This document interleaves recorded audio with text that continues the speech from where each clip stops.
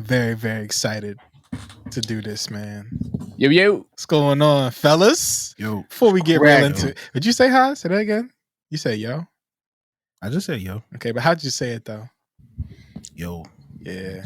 I got the daddy voice on right now. He got the low, quiet storm. Weird. Man, well, this is a compliment, man. It's a compliment. You over here talking in a quiet stuff. You with your niggas. You talk a lot about what we can't do with our niggas, but you over here got the, yo, man, what's good, y'all? Yeah. You know what I'm saying? You got the, you know what I'm saying? Why you trying to put it on for us right now? He really is. You answered the phone on your back the other day, so. Yeah, but you asked me. Let's not get started about how we answer phones. Yeah, exactly. Yeah, damn. I was laid up sideways, titty out during a work meeting, bro. We need HR, man. Yeah. We need HR for this shit because I feel like we was about to talk about something serious. He be talking about how I be answering the phone. This man answered the phone with a titty out, bro. Come on, man. Never happened. And he was sweaty. Oh wait, that did happen. Greased up. Yeah. It was greased that did happen. This one's for you, man. Yeah. Hey. It's my boy Hyde. Sound like a Rick Y'all James already throw. know what it is. Hell. Don't disrespect the goddess Sherelle like that. You probably use this one a lot. You probably get this one off a lot, right? I have no idea what song this is. I wasn't trying to lead you on. Hey, baby. Yeah, I'm sorry. What's up, fellas? I'm ready to record. The hostess with the mostest. Call me Hyde in the building. Mr. I didn't mean to turn you on is in the building. He's a sicko, man. My voice is just naturally like this. It is. This is how I. All right.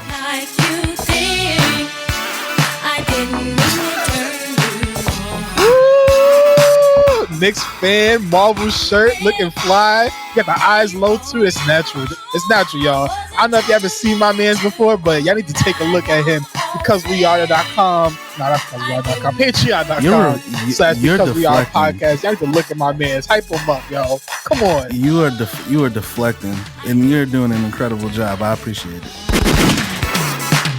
Yeah, that's enough of that. And this one's for Damon. This the man right here. Miami's own. We call him Deep D, Deep Diving D. Hey. He be in the Miami waters, you know what I'm saying? Feel me? You smell me? Swimming. Fucking stereotype. I'm out here. Yeah, swimming. I can feel it. Swimming. Well, yeah, exactly, man. Hostess with the mostest. The other hostess with the most has been here as long as I am. Give it up for the bald assassin, Damon Gobbo in the building. Yeah, you know what I'm saying? Because we are the best hosts that y'all ever seen, coming out of Raleigh, North Carolina. No, Carolina. I like that. North Carolina? That's a nice little nickname. You know what I'm saying? Damon out of Miami. And I'm from New Jersey, but I'm in the DMV right now. You know how that goes. I'm Trent Dallas. We here. We the best pod out of Jersey, North Carolina, and Miami. So make sure y'all let everybody know who the fuck it is. It's because we are boys. We in this bitch. How y'all feeling, man? Y'all feeling good? Y'all doing good today? Yeah. I'm good. Yeah. Yeah, man. I like your shirt, man. That was nice. That wrong? I like that. Appreciate that. I got a couple more. Yeah, man. Got some more coming. Yeah. So, man, I'm actually wearing some good drip today, too. I just bought this shirt. It's called That Motherfucker's Guilty, but it's like the F word is kind of blurred out a little bit. That's Shawty Madison McFerrin. I don't know if y'all know. She's good, man. She's really, really good. Good live show, gets the audience involved. Yo, I gotta say though, I be getting kind of nervous. You ever been to a show, like an R&B show where the crowd participates and like they ask you to use vocals? Have you ever been to like one of those shows? Like more of like an intimate show? Well, like they tell you to sing? Like put the mic to the crowd type shit or what? Not the mic to the crowd, but basically what she asked us to do was like contribute to the song. So she split it up in sections. There was one on the left, one on the right, and one in the middle. We were in the middle. I was with Nat. And on the right side, she was like, I need you to do, hey, yeah. You know what I'm saying? She was like, oh, just tell him to do that. And then the left side, it got a little bit harder. And of course, the middle had the hardest part, the one I was in. And yeah, after a while, I don't got vocals like that, man. I got a little bit, but not enough to like steal the show. You know, I'm not gonna be singing with a bunch of other people. I can't sing better than you. You know what I'm saying? But it was a great show, though. It was a really, really great show, and I had a lot of fun. I always noticed that with stuff like that, the women always sound good. Like a chorus of women always hits every single time. It don't really matter. Yeah, always. Oh, yeah. I don't know. It don't matter who they are, where they from. It don't matter the setting. I don't know what Not that's just about, man. no pedo. Same thing with kids. Like you put a chorus of kids together, that's just gonna sound like angels all the time. No pedo. Is that Everything. That's not a thing, is it? Really? No pedo. It's not. But I gotta get ahead of the book. Together is honestly though, that might be a thing eventually. In fact, that's the real pause. We should be pausing that shit. Shit that sounds pedophilic. Honestly, you gotta just steer completely away from that type of energy. It's coming, completely. man. You can't even really like kids no more. You know what I'm saying? Like I think if you said to somebody, yeah, man, I just love being around kids. If you was just in a park, you know what I'm saying? Like, hey man, you know, made you clean some shit up last week for that. Dead Really? I don't recall. Yeah. I'm not gonna repeat it, but we did make you clean some shit up because of the way that it sounded, like out of context, it just sounded crazy. All right, that's fair. Should be happening.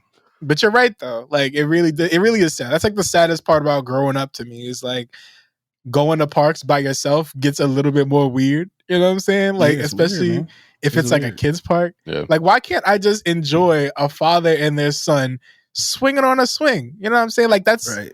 It does something to me. It makes me feel good. But like it's kind of weird the older I get. You know, I'm not that old yet. I'm 28. I'm turning 28.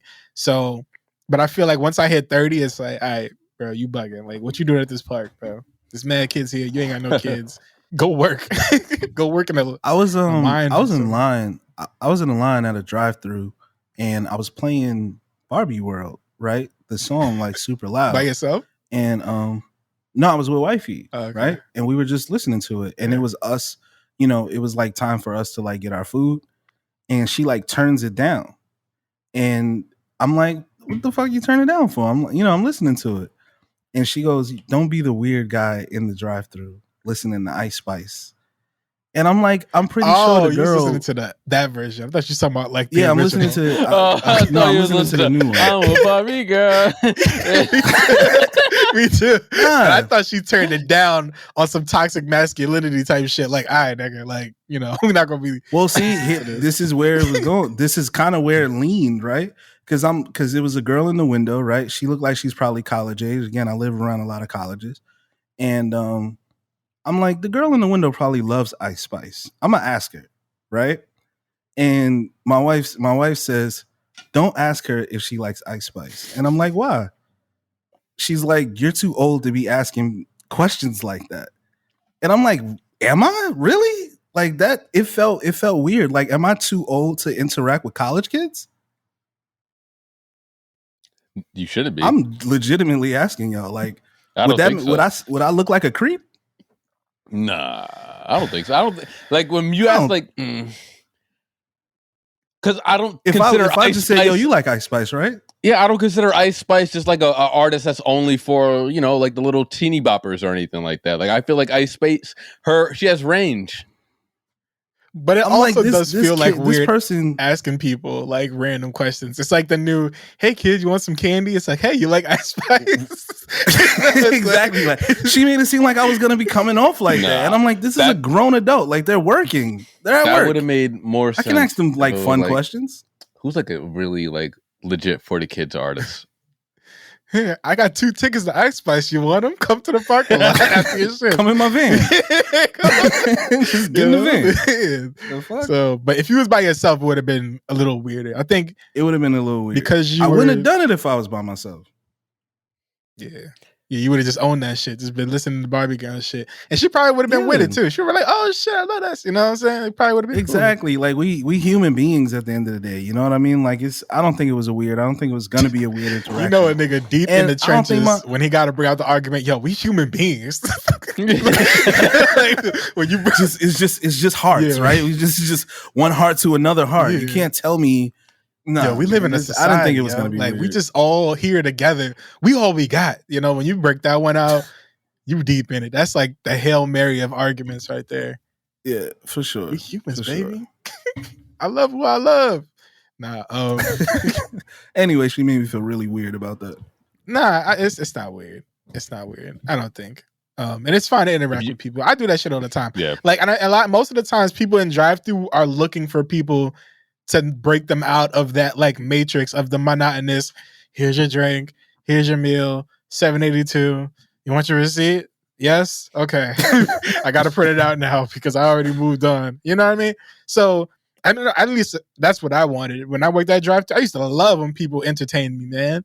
Like, ask me anything outside of the normal shit. Treat me like a human. See, so I don't think. No, it's fuck weird. that. If you're over here you start rapping your fucking meal into the mic and shit, talking. I mean, you expect me to follow the whole shit?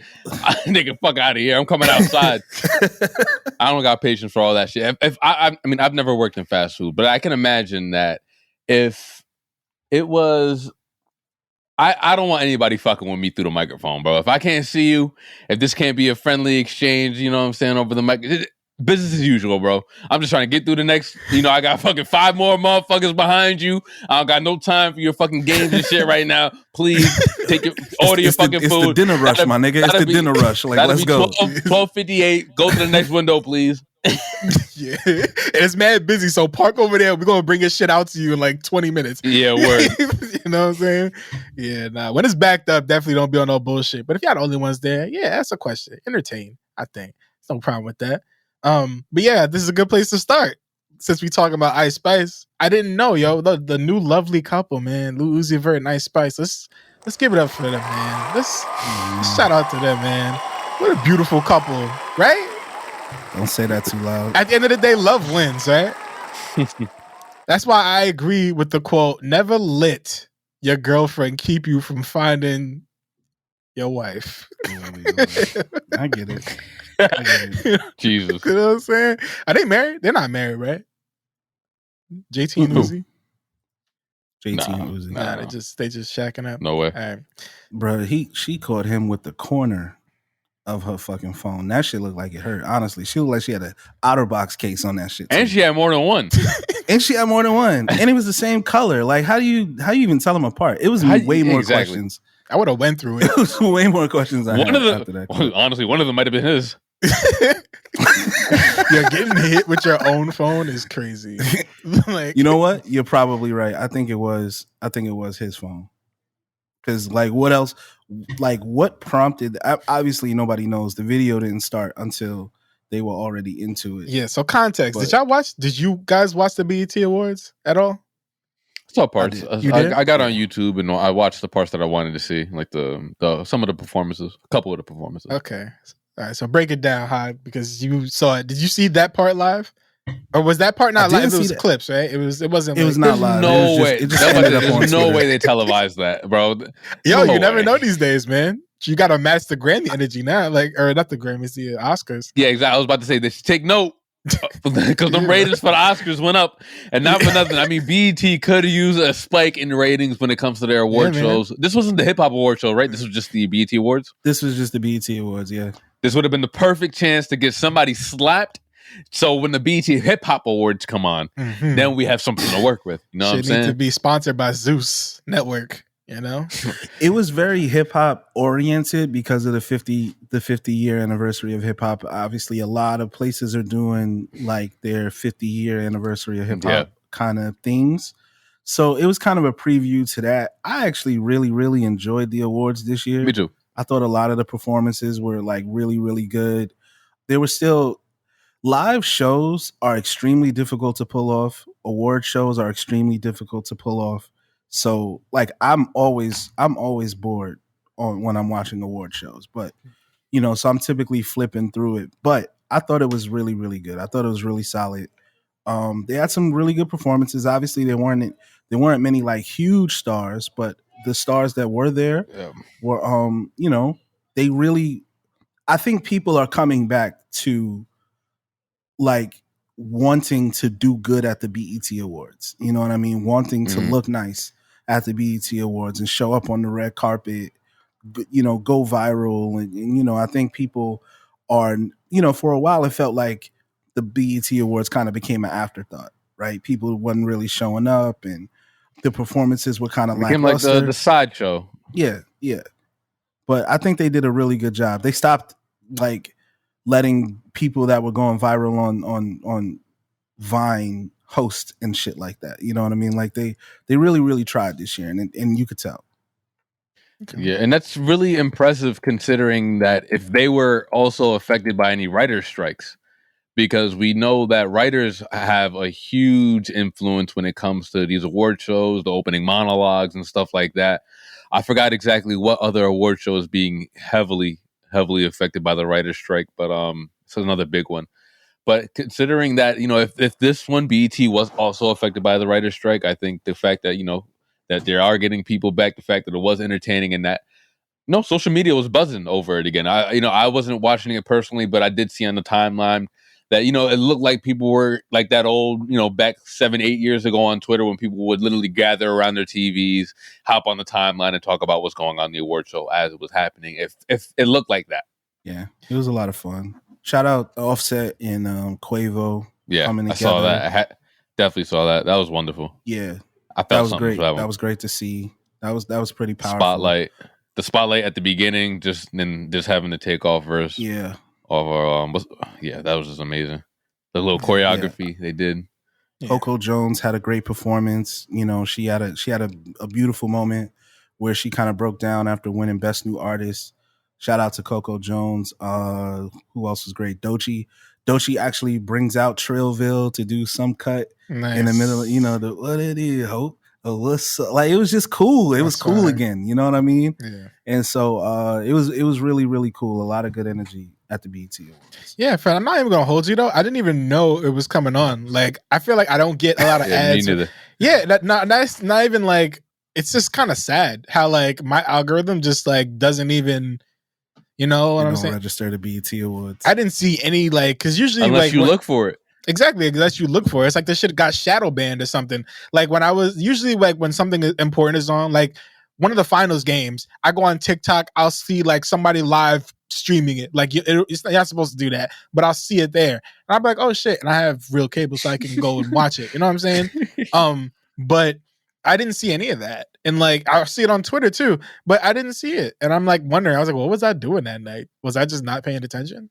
So I don't know. I just hate how I didn't even have a chance to know that I was coming to watch it. But they did like a hip hop tribute too, right? Like a bunch of acts, kind of like what they did at the what award show was that they did the tribute a couple months ago or last year? I don't remember. Yeah, I mean, you remember like, Grammys? Was it the Grammys? It might have been the Grammys. That did the big hip hop tribute. Damn, I mean 50 years. I mean, they might have done it too. Yeah. But I know that, BET's just gonna do this again later on in the year when they do the hip hop awards anyway. Yeah. Honestly, I think it might be crazy though. I like being that it's the 50-year anniversary. I think a lot. Well, again, for an old nigga like me, I think it's gonna be exciting because if they do the generations, if they really, really get into their bag, like just lean into the concept of it, the anniversary.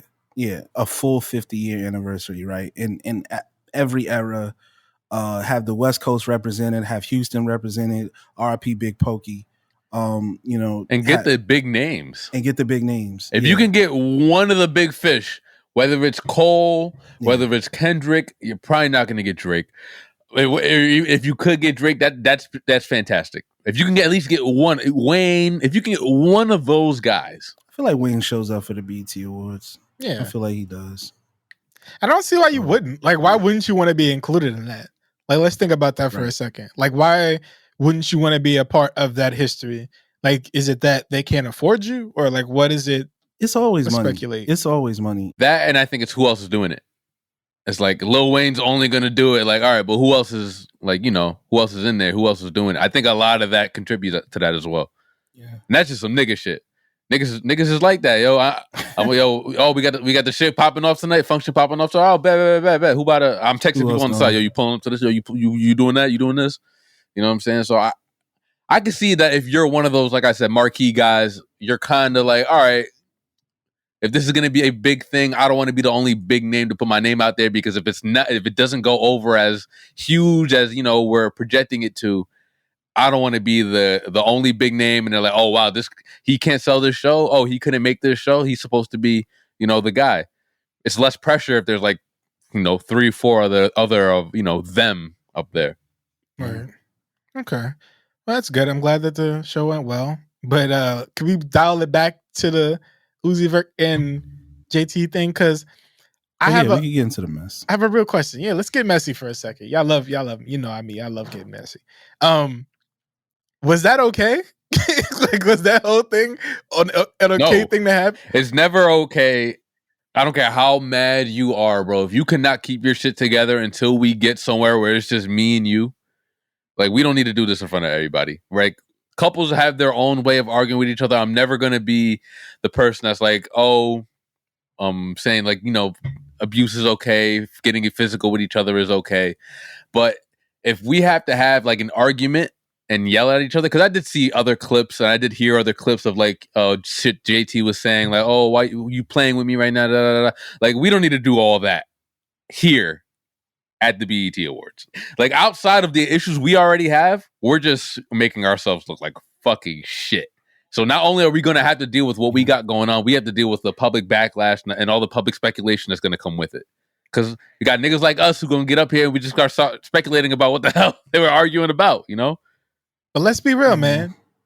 People love when women be beating on dudes, bro. Like, come on. Like, when women like really like niggas flip a people shit. love violence, period. When people because if Violence, Uzi put his discourse. hands on JT, that shit ain't happen. Let's not. You mean that'd be all over the fucking news? Nigga, look at Jonathan Majors, bro. We about to have to walk that whole shit back soon. Hold on, we gonna get there. We gonna get there soon. We gonna get there. This is important. We gonna get there next. No, I know, but I'm saying, but it's related in that sense. You know what I'm saying? But I'm saying that like it's not like that big of a thing. If Uzi threw a phone at JT, there'd be a different discussion going on than the one that's going on right now. Because a lot of discussion, send him to jail. Yeah, a lot of discussion I'm seeing right now is the fact that he embarrassed her, and that's what made her retaliate and throw the phone. You know what I'm saying? Like, I don't understand that. I think a lot of women are on the side. Maybe there's a piece. Is there a piece of the situation that I feel like we're missing? Like, why? No, everyone saw the same clip we saw. Because I know it had something to do with a photo. But like, why is that such a big deal? Like, yo, he's Uzi, y'all sitting next to each other. Well, what I know from a little bit of context is he did an unreleased song, right? He did like an unreleased song on stage, and he said something about Ice Spice. I don't remember exactly what he said, but he mentioned her by name, right? And I gotta find that lyric. Yeah, he did say something about her. Something about I got a new bitch, she light skin like Ice Spice. Something to that effect. And listen, this is not the first time for Uzi to admit that he's been fucking around. So it's nothing new. But the fact that it was so Genius close. is the only lyric that has what is it? Drop it. There's an annotation for it. Yeah. It's I'm fucking the dog shit out of this bitch. Her wig came off twice. She had a little fro. She looked like Ice Spice. She called me Lil Bro, fucking on models from Vogue. Niggas thought I was gay, but I don't know what they. Well, okay, but yeah, let's cut it right there. Yeah, that's still proud. Yeah. So let's put our celebrity hats on, right?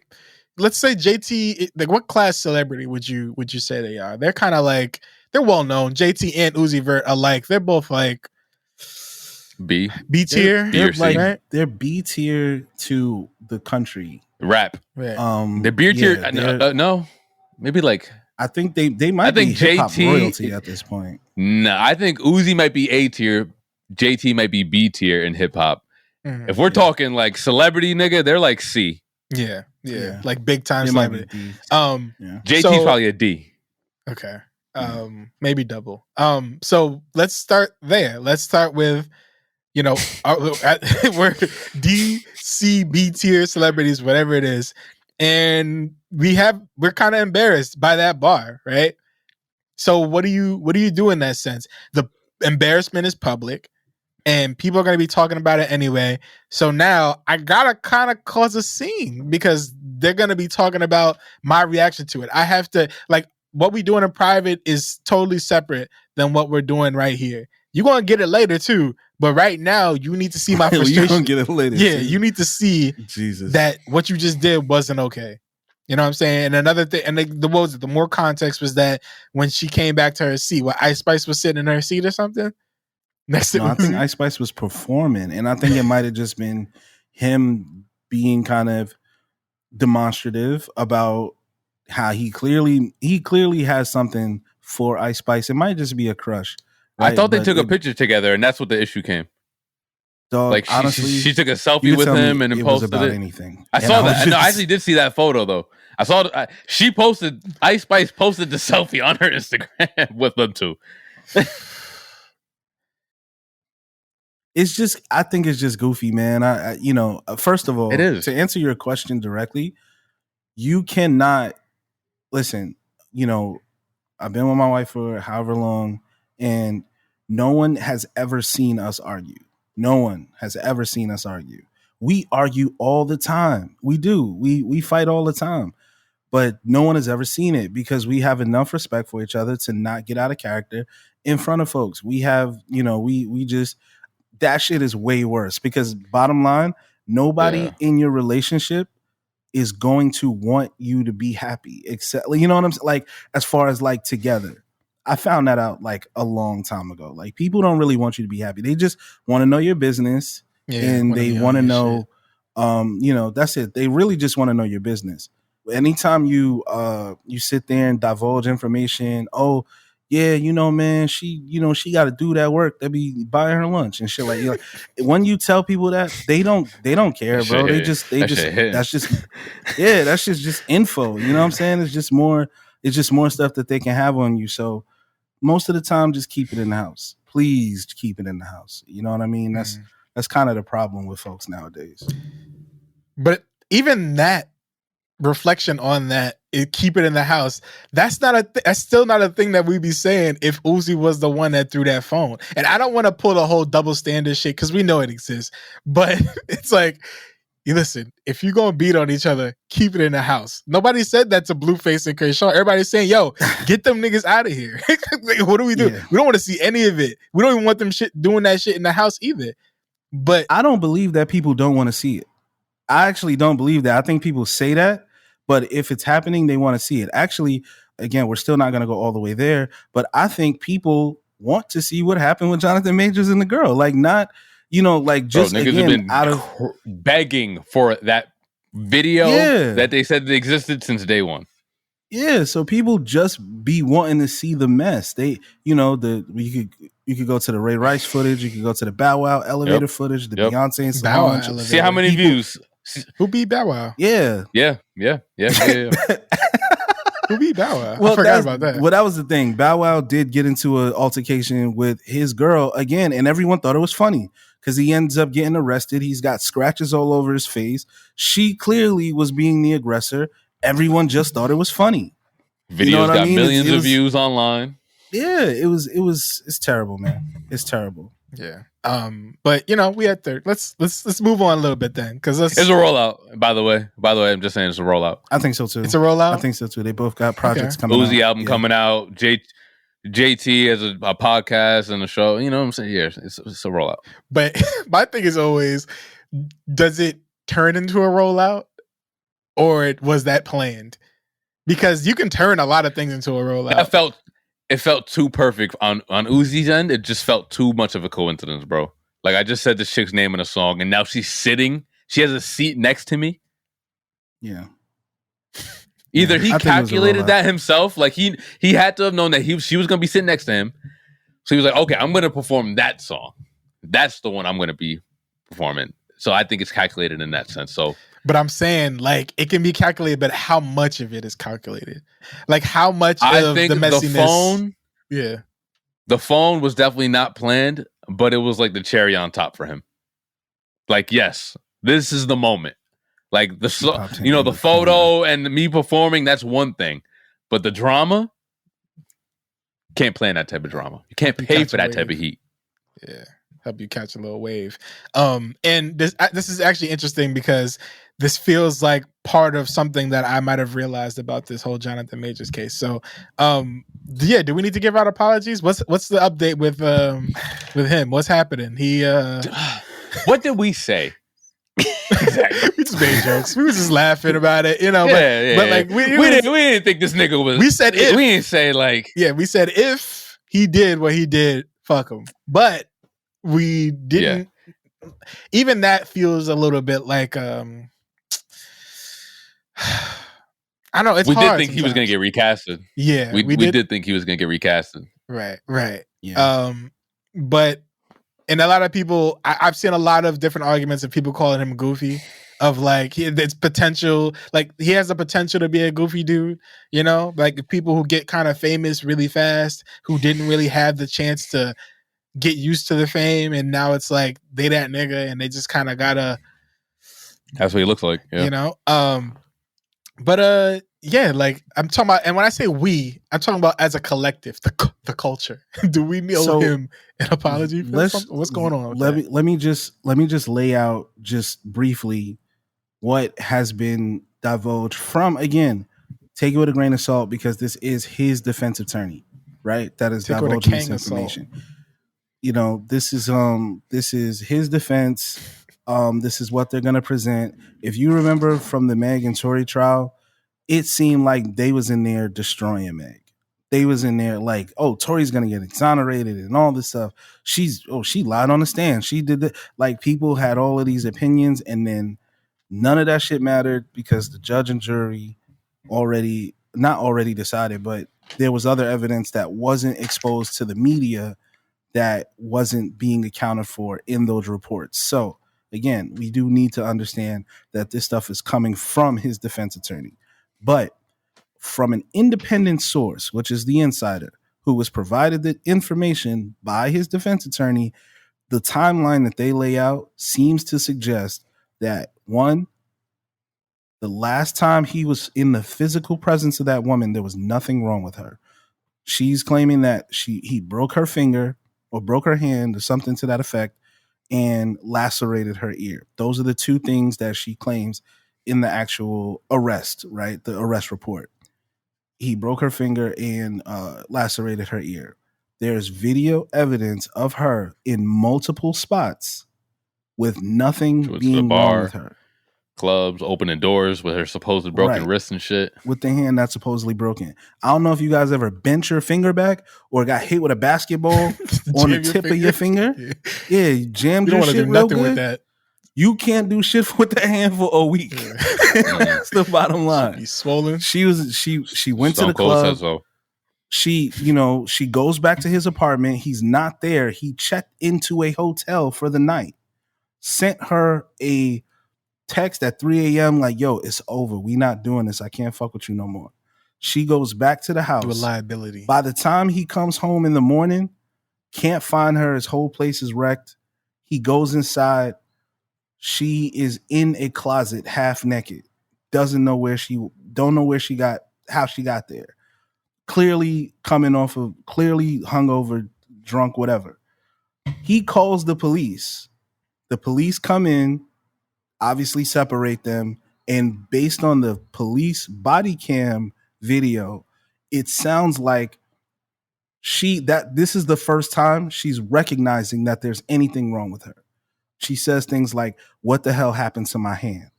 Right? Mind you, it's been 12 hours since he's been in her presence. So again, all of that suggests that in her drunken stupor, she met up with some people that, I guess, people that she claimed were witnesses to this thing, but it turns out that she had met them that night. Something to that effect. All that to say, it doesn't look like he had anything to do with injuring her whatsoever. And those texts that we saw, yeah, It seemed like they make more sense now. Like we were like, oh damn, these sound incriminating as hell.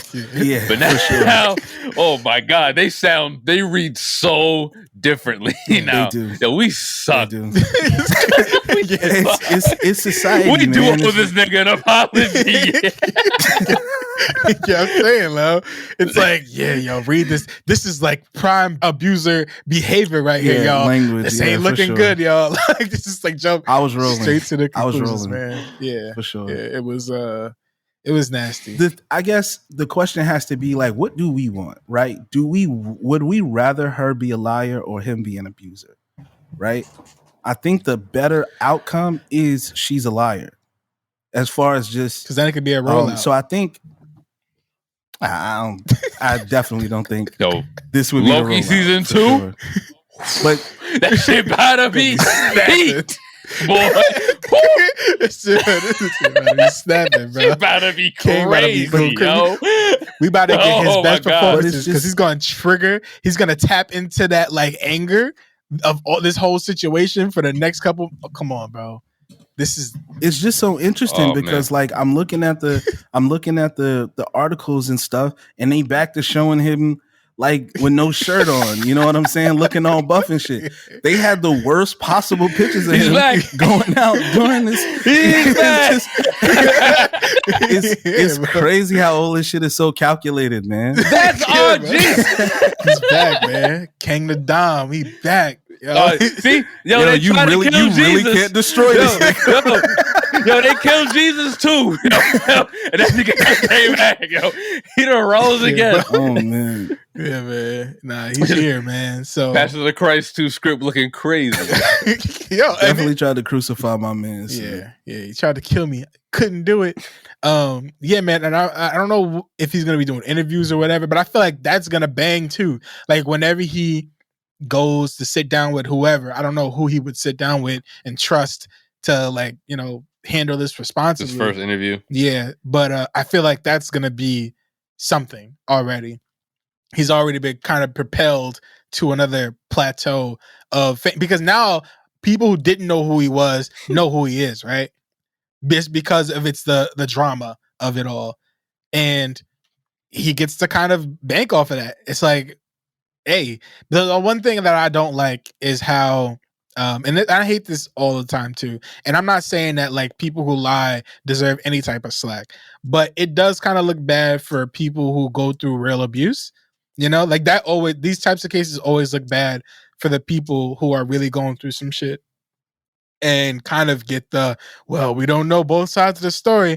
And it's like, when you're dealing with real abusers, it's very hard to see all that stuff because it's intentional, and I don't know, like it might be hard for survivors of abuse to watch what's playing out right now. And I'm sure it always is, for things like this, but, I really don't want to be this guy, but I want to ask, and I don't know, how do y'all feel about the believe all women thing? Because I think, I've heard it a few times, but like, listen to all women for sure, but believe what you can prove, right? Because that is a very, very powerful thing. It taints. It doesn't matter what happens now. He can be completely exonerated. There are going to be people who associate him with abuse. Not only that, but we can't ignore that there were people who said that he was abusive outside of this event. So maybe he does have a mean streak. Maybe he does have anger issues and can blow up, and then he just didn't do it this time, right? So again, the target is on his back, and I just don't think you can be a huge star, especially if you're black, with this type of stain on you. I just don't think you can. Mm-hmm. So I don't think there's any real way to vet this type of thing. If someone accuses you of something, that's pretty much it. Some people are going to believe it. But, I think ultimately we do have to have more discernment when we have these types of discussions. And let his treatment after this will be something. Judges and all that stuff do their job. Yeah. We should pay close attention to how the media and the opportunities that Jonathan Majors does get paid, going forward, because we just saw something super similar happen with a guy like Johnny Depp, right? Like, obviously, I think his was a little bit more storied and a little bit more deeper because it was somebody he was married to, right? Or no, somebody he was dating for just a long period of time, and also another celebrity, yeah. So I think that was a little bit tougher of a fight, but we saw that once, the light was finally shined where it was supposed to be. Amber Heard was, seen as the liar she was. All the praise like that this nigga Johnny Depp was getting again. Like, you know what I'm saying? Yeah. Rightfully so. Like, given he was dealing with an awful situation and shit like that, but Jonathan Majors should be receiving that same type of energy. And I don't think I've necessarily been seeing it so far when it comes to like the court of public opinion, at least. But it's not done either. So we'll see going It's not forward. done. Yeah, it is not done. It's not done. Again, we must say that was just an article that was fed through his defense attorney. Not saying anything in there was a lie, but we do have to, acknowledge the source of all of that evidence. There may be some, absolutely. I don't know how the fuck it could be, again, multiverse travel or something, but there may be some evidence that's completely different that shows very much consistent with what she reported before. Yeah. So, to answer your question, though, how the whole like, how do we feel about like the believe all women thing? Do you remember like defund the police? Like when you hear that, like it sounds like a big ask, right? But I think with defund the police, it's not sexy. It doesn't sound like appealing. Like it doesn't sound realistic, right? It sounds like a big ask, but it was something to get people to be more imaginative with how we approach things. Like, okay, defund the police is a slogan right now. It's not possible, but what can we do? Just get people thinking about it. How can we make this situation better? I kind of feel the same way about like believe all women. Yes, we know some people lie, but the fact is there's a lot of people that get away with a lot of shit too. And so in order to reverse some of that, we need to start believing more women instead of turning a blind eye to the people that abuse them. You know what I mean? Like, and it's a history of that. It goes on, a lot more than people think. And so that is just to get us to get into even a little bit of the idea, or open up our mind to the idea of the fact that a lot of women be getting dogged out. So we got to like really just start listening more and see how it turns out, because I think it helps. Can I go somewhere with that? Yeah, go ahead. Can I go somewhere with that? Yeah. So I know a lot of people like to say the social media's favorite word is agenda, right? They love that word. Oh, they pushing an agenda. This is an agenda. First of all, there's literally nothing wrong with agendas. Sometimes certain agendas need to be pushed because, again, when we're trying to normalize a marginalized group or a marginalized, kind of a new way of thinking, you need to be kind of inundated with the information in order for your brain to start adjusting how you see certain things. So but then you're living in the matrix, man.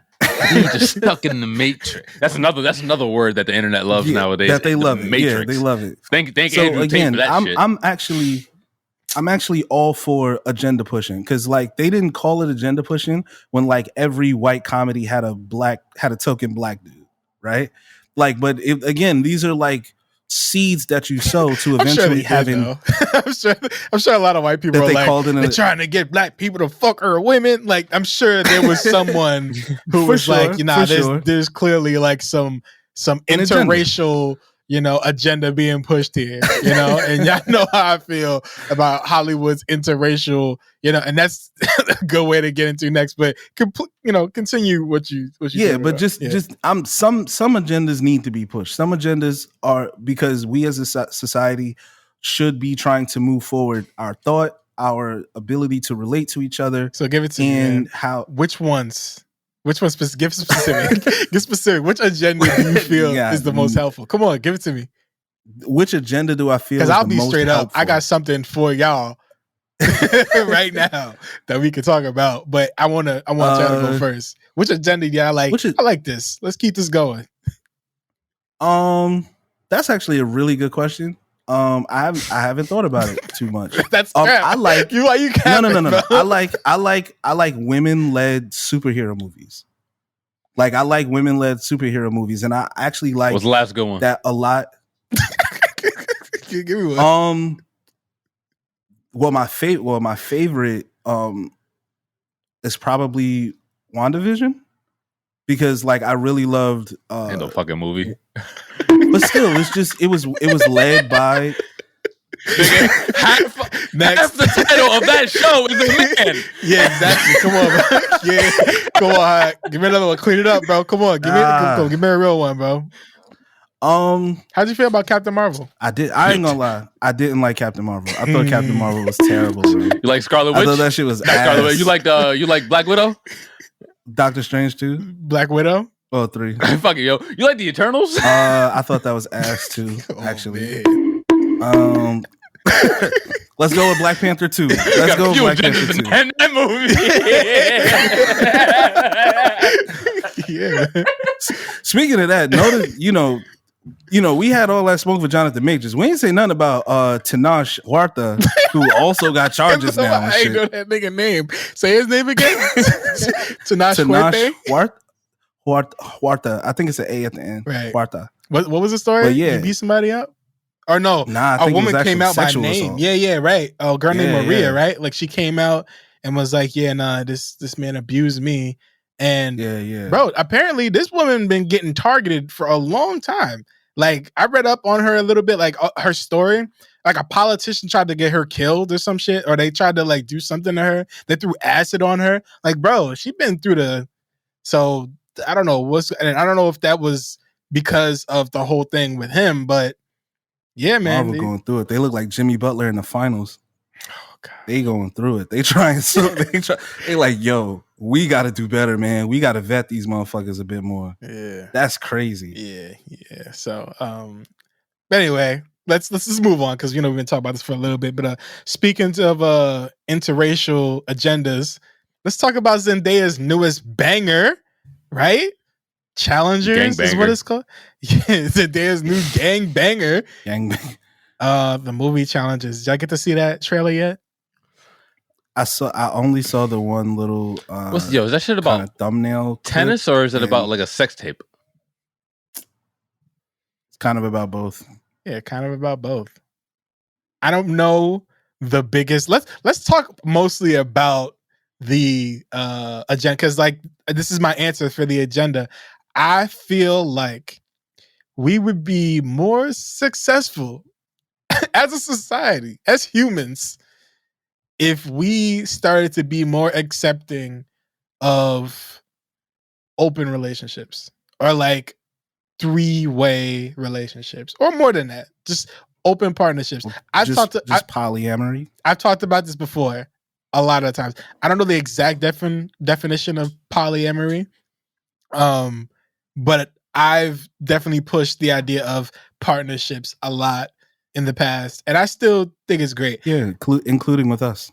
Yeah, including with y'all. You know what I'm saying? I think, like, I always say, I would be with 5 of the smartest people in my life. Like, 5 of the smartest people, I'd be in a partnership with them. And we would build. And you fucking them? Not all of them. I feel like that's the thing. I feel like in a partnership, which ones? It's hypothetical. Which ones by name? The ones that need to be fucked to provide to the partnership.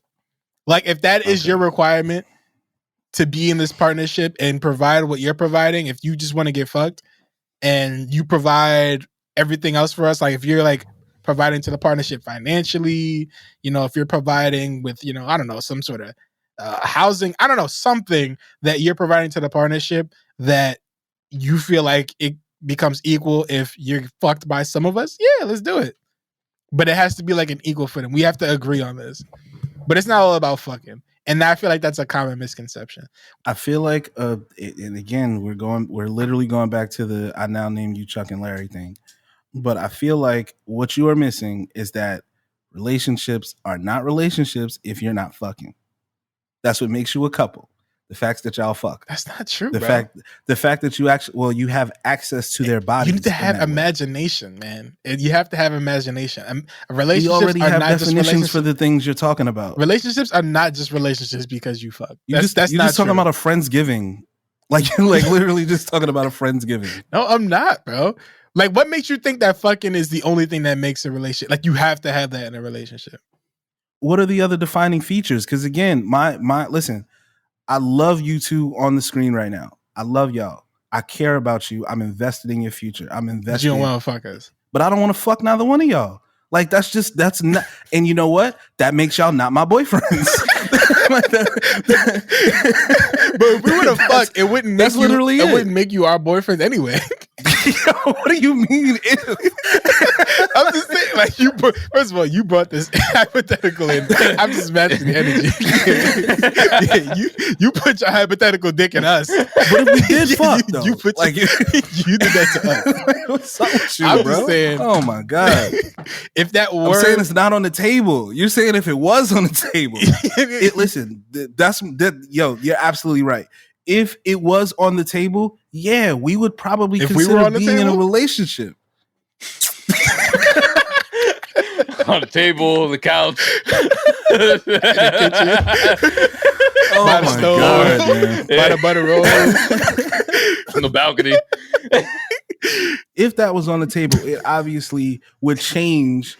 Well, maybe it wouldn't change anything, but it would be a consideration, right? I mean, anytime you've like had a great relationship with a friend and then y'all decide to pursue something more and say it happened, there's a conversation that has to happen after that. So what are we? As opposed to if you were just to have an isolated sexual encounter with someone that doesn't necessarily put that on the table, but if they're your friend, if y'all are friends, and again, enjoy each other's company, invested in each other, emotionally, whatever. And you're just talking about financially, but especially financially. And then we fuck. Yeah. Like we go together now. I don't even understand what the question is. And this is what I'm talking about assumption. when I say that. Yeah, that's assumption. This is what I'd be talking about when I say that we need to be more imaginative, because where are we getting these rules from? Like who was the person that said, yeah, because we fuck, we got to go together now? No, because bro. we fucked and I paid your rent. Who told you to do that?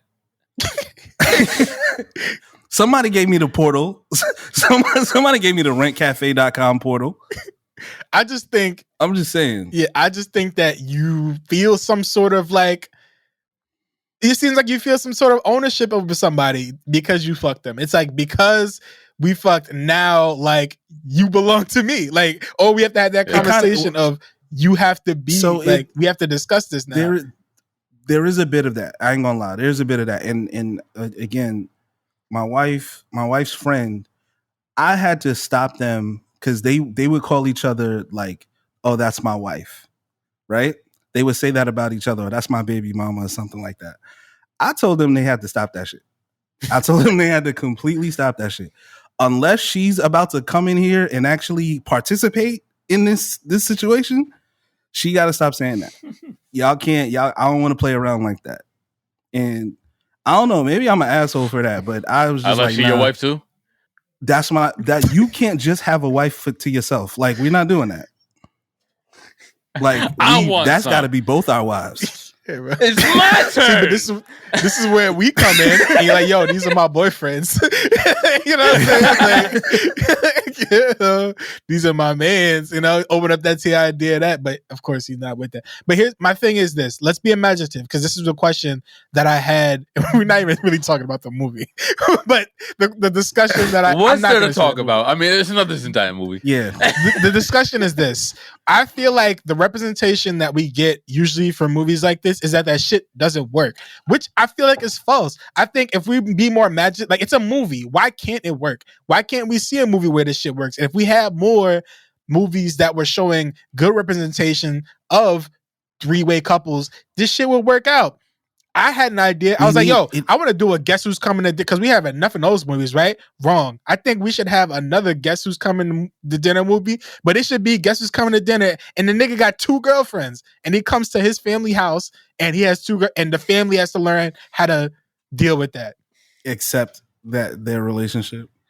I need to see a 50-year polyamorous relationship like on Oprah or something like that. I need, because you're saying, oh, why can't we show it? Because it feels fictional. Do we know any successful thruples? But Like, fiction what starts to are the exist. examples? But that's the thing. Why can't it be like you said? You got to expand the imagination. So let's talk about this film. Let's be serious. Let's boil it down. Let's really put our thinking caps on for this one. What would it take for y'all to successfully be in a 3-year relationship? Like, what would it take? What would it have to take?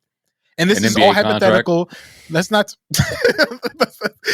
answer bad That's question. one. That I'm shit talking about expensive, Lou my Will. nigga. Having one Like, what would girlfriend is it- enough. For my What would it wallet, really man. take? And let's not get personal. Let's keep all of our relationships out of this. Let's just be, hypothetical. What would it take to be like for us? What would we require in a 3-year relationship? If you want to go there, I would like to turn the question kind of on more so on its head and ask, what would it take for you to be the other man in a similar Why situation, do you have to just be the the same other, situation as Challengers? Why does it have to be the Say other? again? Why does it have to be the other though? Like, what do you mean? Well, not the other. For you for there to be another man in your relationship, not just the fun part of like, oh, what if I had 2 girlfriends? No, if there was another guy Mhm. that was and again, yeah, maybe y'all don't have to do anything. Maybe both of y'all are just dating the same woman, right? Do I also like this dude? Yeah, he's cool. He cool. Yeah, he then likes let's- the same sports teams you like. He's financially stable. He's not an asshole. Everybody just goes to work. And then he's in there from 8 to 9, and then you in there from 9 to 10, and then y'all both going, So here's the thing: do y'all sleep in the same bed? Why Right? not? Like, let's be imaginative. I'm saying, what would it take? What would it take? I really want answers from y'all. If y'all had to be imaginative me, with it.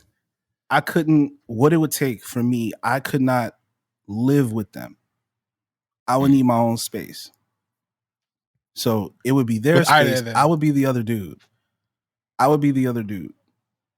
I don't think I could be like the main character. Like, I got to be like the recurring. You can't, because that would mean you're too emotionally attached to one of them. So it would cause, yeah.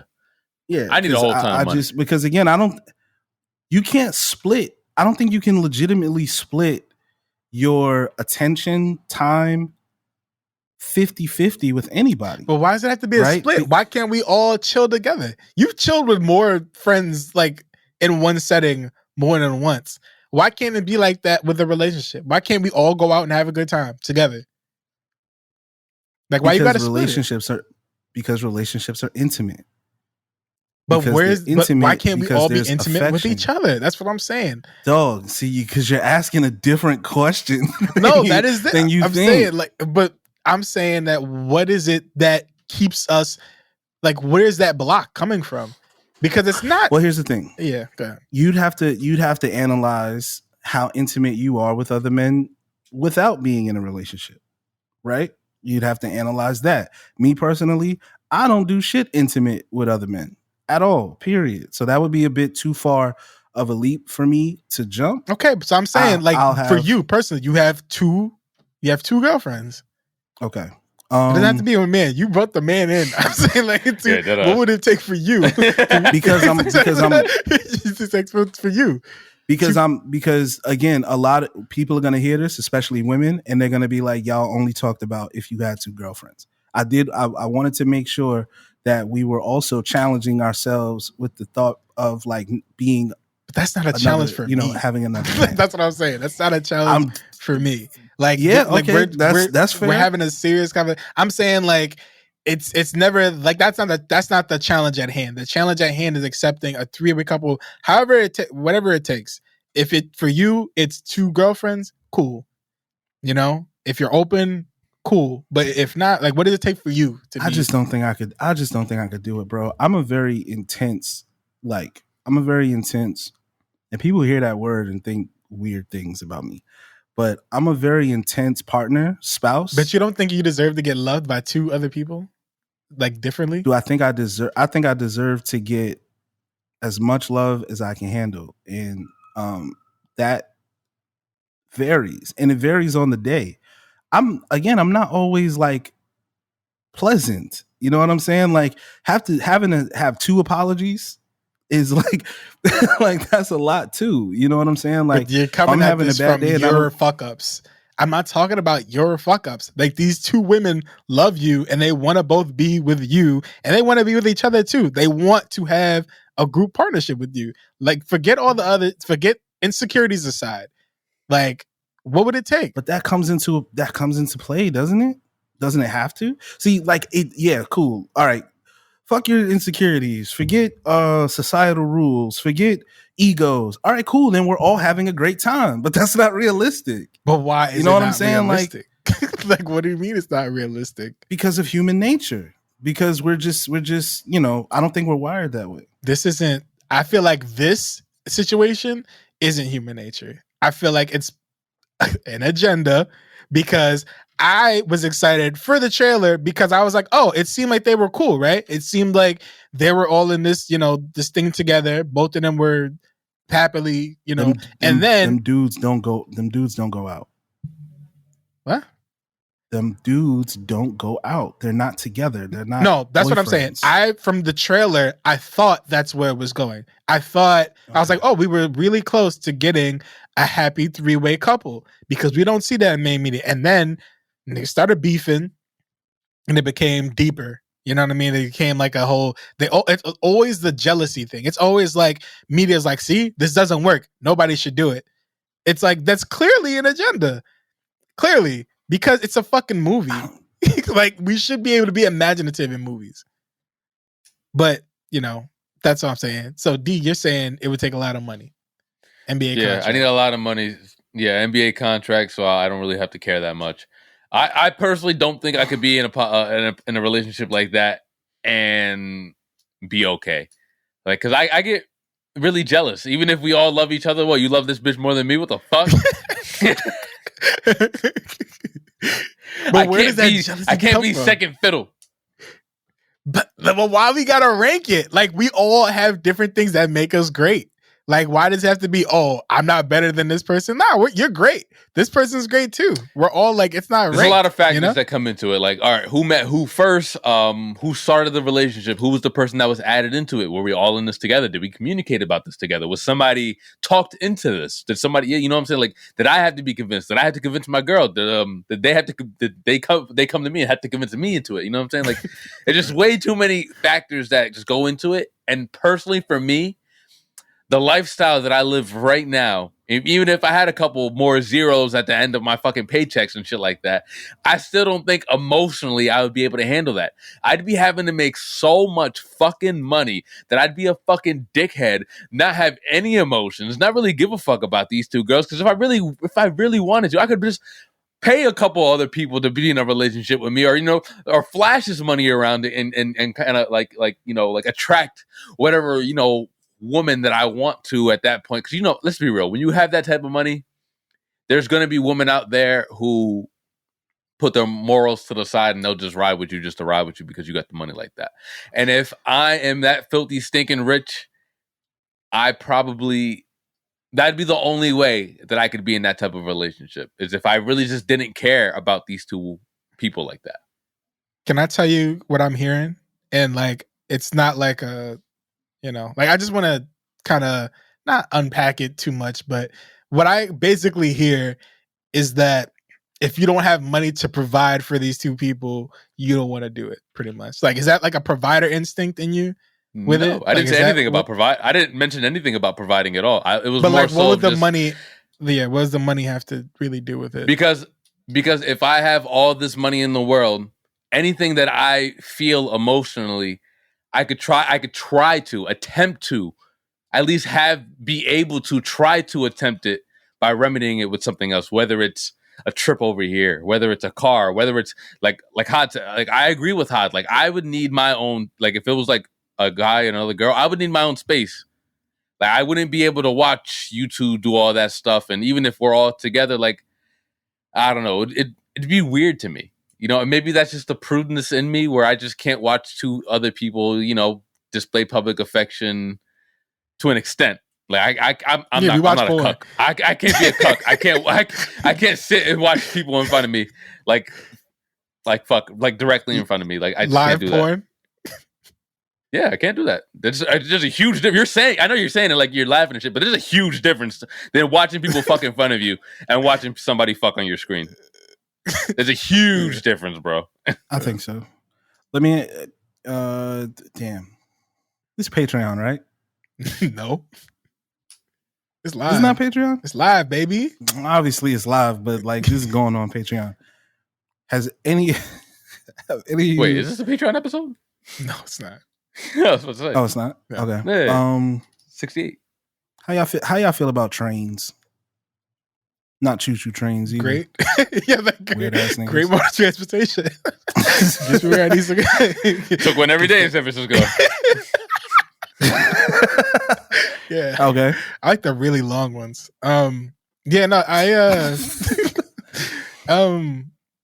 is a train, let's define it, because I know a lot of people have like other definitions for it. A train is two men and one girl, right? Yeah. Okay. I thought it was just I thought it didn't matter like how many. I thought it was just like it could be 10 dudes and no, the idea 10 carts on the train. Yeah, like one after the other, so not at the same time, because at the same time would be a threesome or you know, tower. orgy. Yeah, so I definitely agree with that. A lot of people have like debates over that. Like a threesome is if y'all all together, like y'all all together. Everybody's with each other. But if one person is getting dogged out by the rest, that's a train. That's a train. That's a train. Right. I've never myself participated in one. I always thought it was weird. I didn't want. I'm not gonna get excited about fucking this person by watching somebody else fuck them. Like that doesn't turn me on. I think it's weird. Especially somebody I know. But like, that shit makes it weird. But does that come from our possessiveness? Does that come from us wanting to? No, bro. I don't want to see my nigga naked. I don't think the bitch in the train you possess. So what if it's not your nigga? It's less weird, but still weird. It's worse. I think it's worse. I'm not running a train just because I'm not sticking my dick somewhere that somebody else has literally just put their dick 5 seconds ago. Yeah. It would be more weird. It would be more weird with somebody else that I knew. All right, so put a woman in there. A woman is eating the other girl that you're without. That fine for you? That's a threesome. That's a threesome. Yeah. How's it a threesome? Are you interacting with this other girl too? It's still a threesome because what she's doing. Well, I'd imagine so. Yeah. But we just said that's what I'm saying. But we just said if one person is getting like the business, who the fuck just eating coochie? Who out here is just? It all depends. I mean, I'm sure it's people doing it. I'm saying if this girl doesn't want to fuck with you, let's say she doesn't really like men like that, but she likes this girl. Mm-hmm. You also like this girl, and she's eating her box.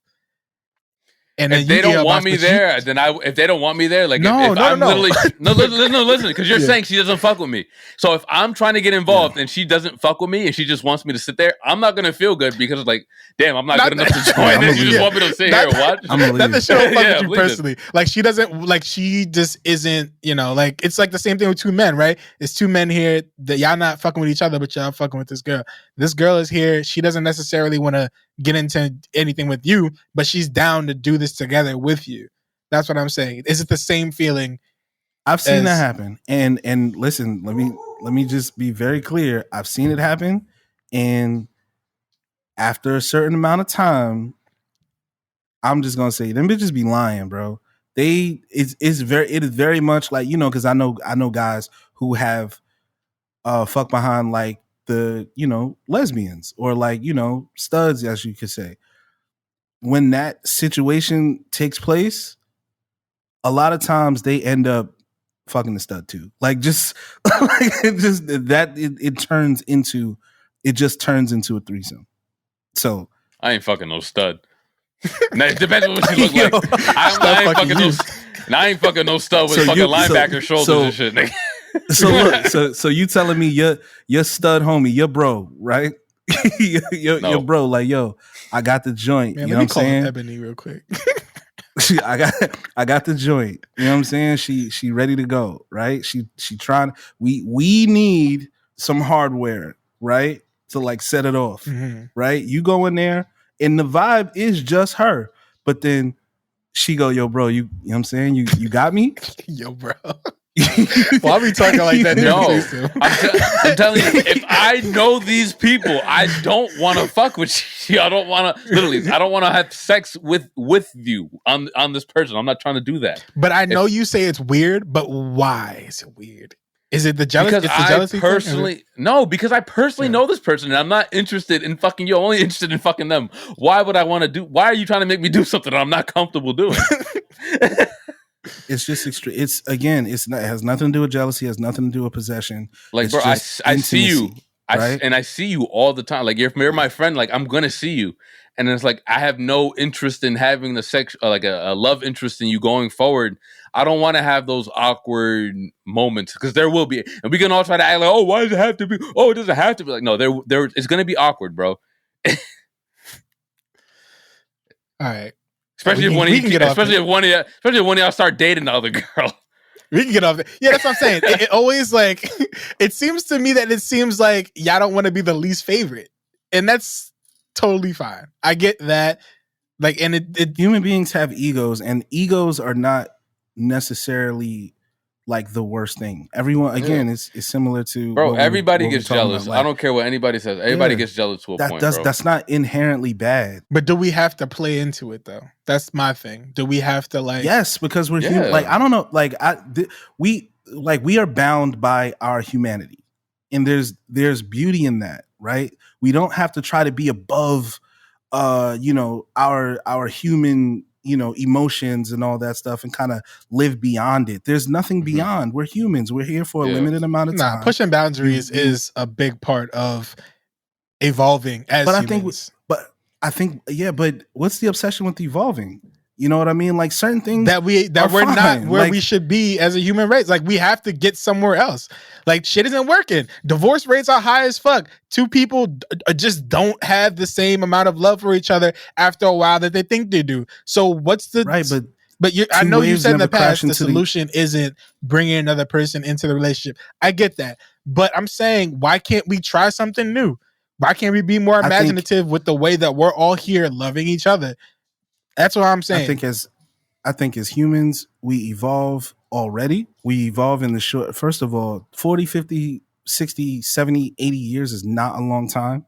I think certain people end up just trying to do the opposite of whatever they think they actually feel, right? So, I want to be in love, but I don't want to get hurt. So I'm not going to love anybody because I want to avoid that emotion. So I don't think that's evolution. I think for the most part, that's a rebellion that comes with your fear of your own mortality. I think that's what that is. Because the ultimate is the fact that we're all going to actually die. And we think that if we evolve past a certain point, we evolve past the state of death. And that's not possible. So the moment you accept that you are beholden to those rules, honestly, man, at 34, 35, that's kind of becoming the most clear thing. Like, I could make all the money in the world. I could become a famous fucking podcaster. I could become a famous artist. I'm gonna die one day. Like all of the things that matter. Like I gotta do this. I gotta do that. I can't just be this. I can't just be. Man, I'm happy. Like I'm good. You know what I mean? Like, well, what if you could? I love my family. I love my kids. I'm in a really great space. Everything is not perfect. Shit be fucked up all the time, and that's okay too. You know what I mean? Like, it's okay. We're actually okay. I think like we have to like consider that. Like maybe we're actually okay. I just think more people should be open to exploring other options in life. That's all. That's all. Like, just why we gotta look at divorce rates as such a negative thing? It's what also. That's just people realizing they found what's better for them. Like, hey, this situation isn't best for us. Yeah, this is ain't nobody happier than somebody that just got divorced. Nigga. Is nobody happier than somebody that just divorce got divorced. parties be going crazy. I promise you, you won't find a happier motherfucker all the time. I just feel like it's I don't view and it's not always a waste of time necessarily. Right. So yeah. I don't necessarily view divorce as a good thing. I think getting married is a big deal, at least for me. I don't know how y'all feel about that, but like the act of getting married is a huge deal, and I don't take it lightly. And getting divorced would probably crush me. You know, like it probably really would end up killing me in the long run. And I don't think that divorce should be on the table unless you've absolutely tried everything that you can to make it work with the person that you're with. If you're choosing to dedicate your life to one other person, you should be willing to work it out with this person. If that's the one that you're choosing and you're like, we're going to be devoted to each other, it should be, and I know you're laughing, but it should be. I'm not laughing at that. Okay. I'm laughing because something went viral very recently about that exact thing.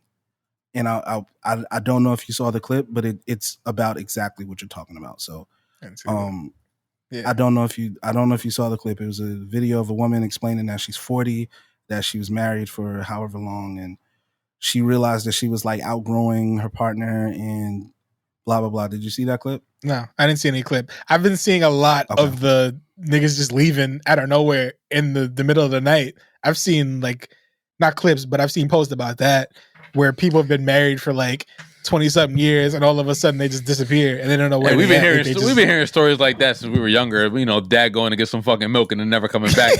It's a reason that we heard those type of stories growing up. It just wasn't an internet to post, the post when they were happening all the time. But I'm sure it was a lot easier to get that shit off 30, 40 years ago than it is now. Hey, you just leave and you just never come back. Can't track them. Ain't no find my iPhone, find my nigga, nothing. Nothing.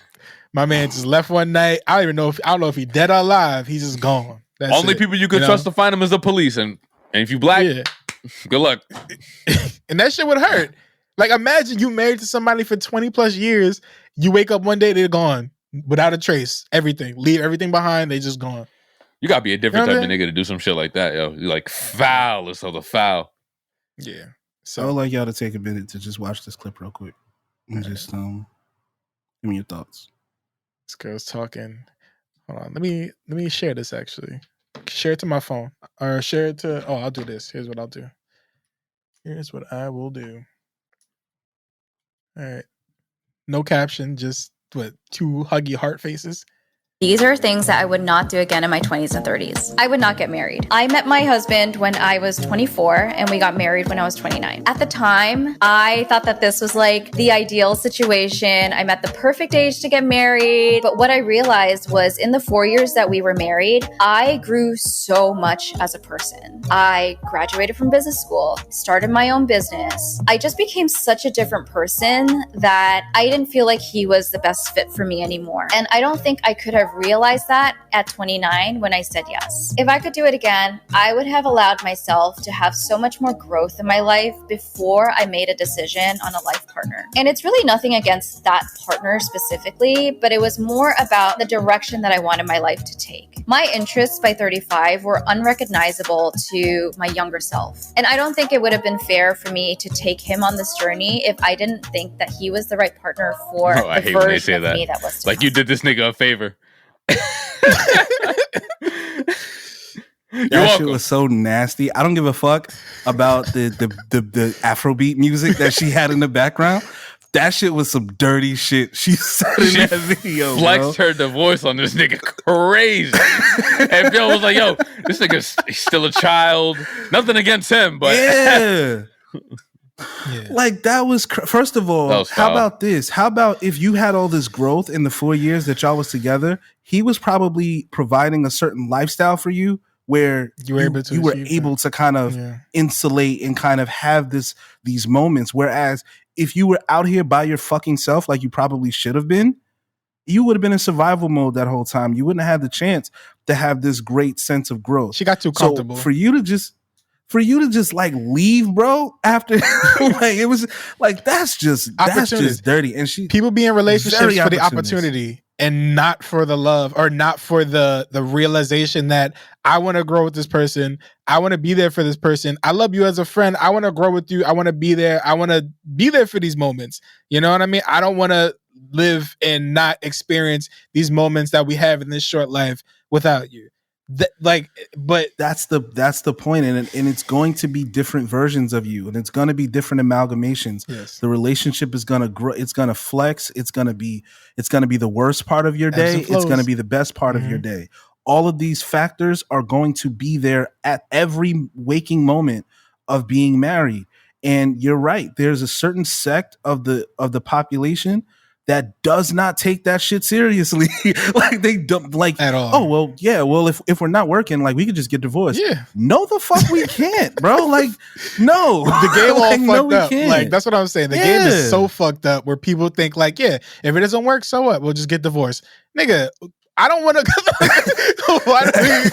Let's not do this then. Like, if you're already having those, let's not even, this. You know, for sure. But that's and again, you could totally. I do believe that most people's relationship is transactional, including their friendships, a lot of times including their families. For sure. Right? Because again, there's a lot of people who, as far as like their kids would not call them if they weren't financially dependent on them, if they weren't on their health insurance still. Like a lot of parents will tell you, once my kid moved out, they never fucking called me. My mother says that shit now. She's just like, oh, you never call me.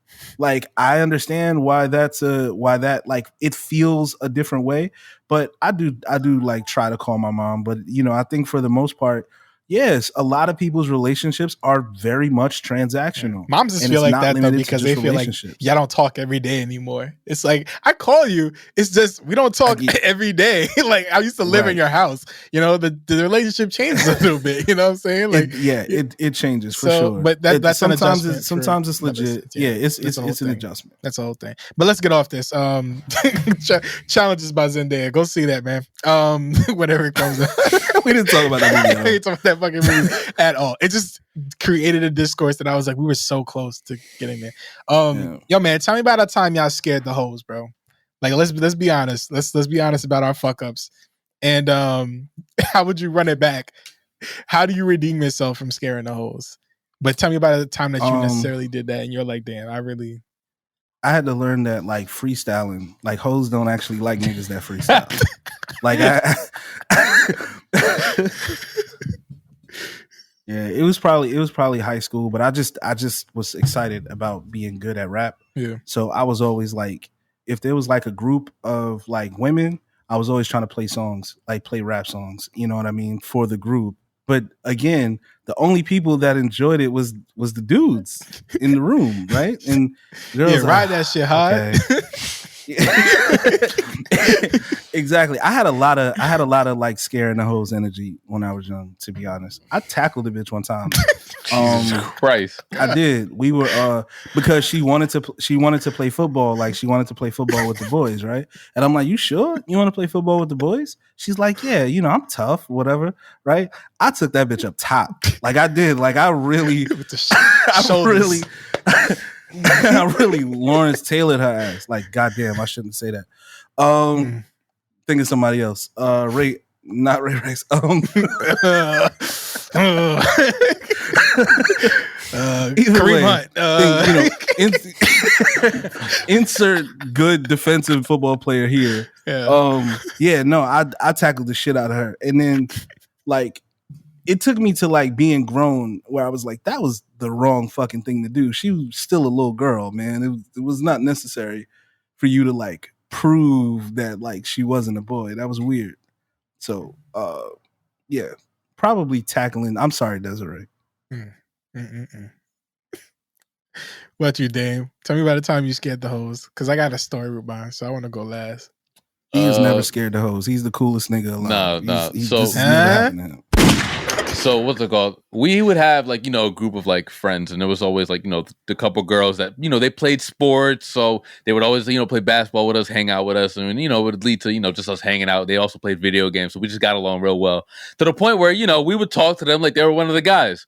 Like, you know, and anybody who knows me, who's friends with me, knows that Yo, I be getting on my niggas. Like, that's the type of friendship that we have. We just get on each other. We joke on each other a lot. We talk down on niggas. We talk down on each other a lot. That's just what we do. We don't do it in front of, like, you know, in public, in front of strangers. Like, when we're together in a room, that's just what we do. We find that shit funny as hell. So there was a time where one of the girls brought, you know, a few of her friends by.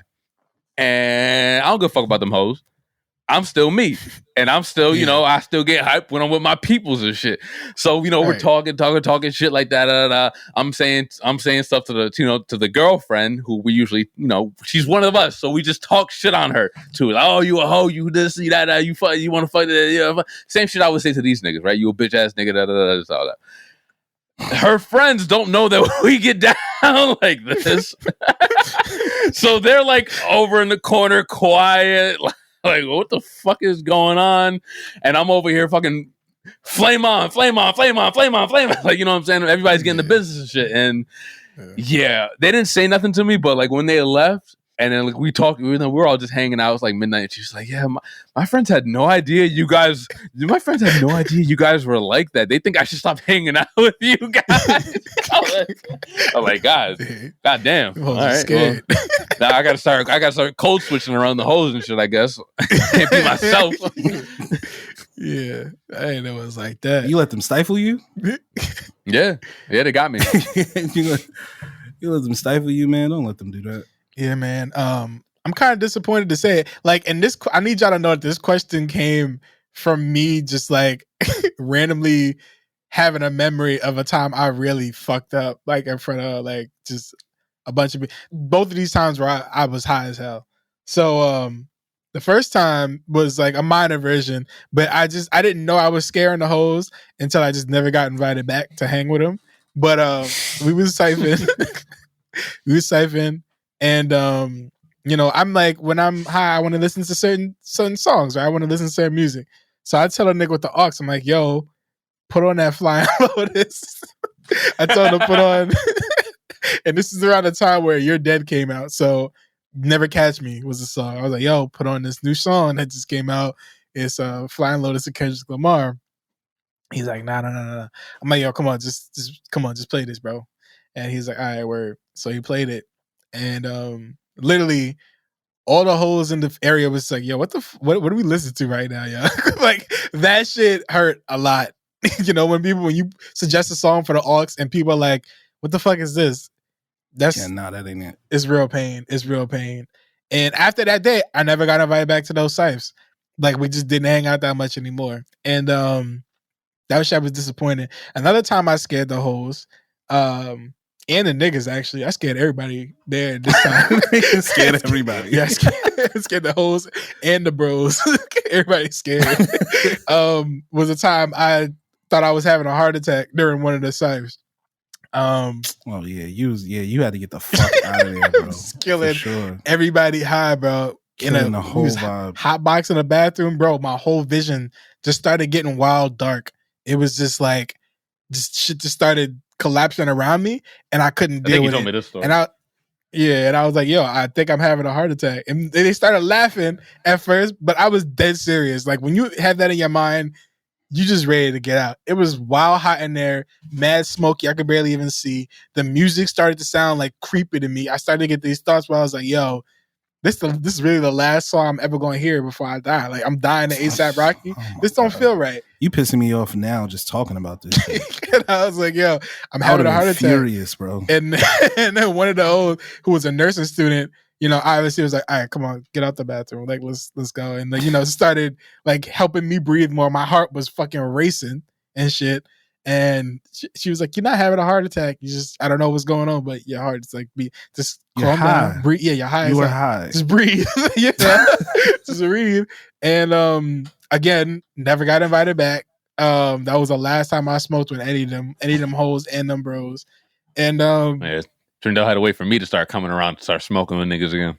Honestly, bro, listen, when you asked me to smoke, that I was kind of reserved about it, right? I was like, yeah, I'm not really trying to. And we was doing trippy shit, yo. I was like, yo, come smoke with us and watch this A$AP Rocky video. That nigga that I heard. I'm so glad that era is over, bro. Yeah, bro. Motherfuckers want to stare at LSD. Want to stare at like A$AP YouTube Rocky LSD visualizers video and shit when they nigga, that LSD YouTube, that LSD music video by A$AP, that shit was that shit was revolutionary when it came to like Oh, niggas nah, the doing video shit. was fire. Yeah. Or like niggas that want to get high and then watch high movies and shit like Oh that. no, I hate niggas that. like that, bro. I hate that shit. Like, why can't we just chill out, bro? We can't watch Seinfeld. Like, we got to watch How High or like Harold and Kumar Yeah, Go to word. White Castle. Nah, Like, why yeah, the fuck we got to watch high movies? Yeah. Just Oh, listen because to niggas Wiz smoke? Khalifa. Like Yeah, I fucking- am that nigga. That shit is your whole character, bro. I'm not gonna lie. I am the nigga that be like, oh, what you about to do? I bet. Let me smoke first. I am the let me smoke first nigga. But I don't do it to be like, yo, I'm gonna smoke because I know if we watch this, it's gonna skyrocket. No, It's gonna make it better, Never yeah. the case. I just want to be high. it's never deeper than me just wanting to be high. Best content you've consumed while high. I was the first time that I watched that LSD video by A$AP Rocky. That was fucking next level. Mind blowing. Yeah. Sylvia demo was fire. Listening to that high was amazing. The Isaiah Rashad album. But also watching The Office high is a totally different watch. When you watch I don't think I've ever done that. When you watch The Office high, bro, like, cause that's when I realized, like, I watched The Office completely stoned the whole way through and out and sober as well. And watching it stoned made me realize, yo, Michael is a great boss. Oh yeah, He has like very sure. unorthodox methods, but like you get everything. And I don't know if it's the writing or what, but the way that he like approaches and their numbers dole that out. Like their numbers, like they're still one of the best. They're one of the best sites on the East Coast. Like they talk about that shit all the time. They get their work done. Yeah, like it's honestly, it just made me think like, yo, this man is a great boss. And I feel like if he were my boss, I would understand his methods enough to be a great employee here too.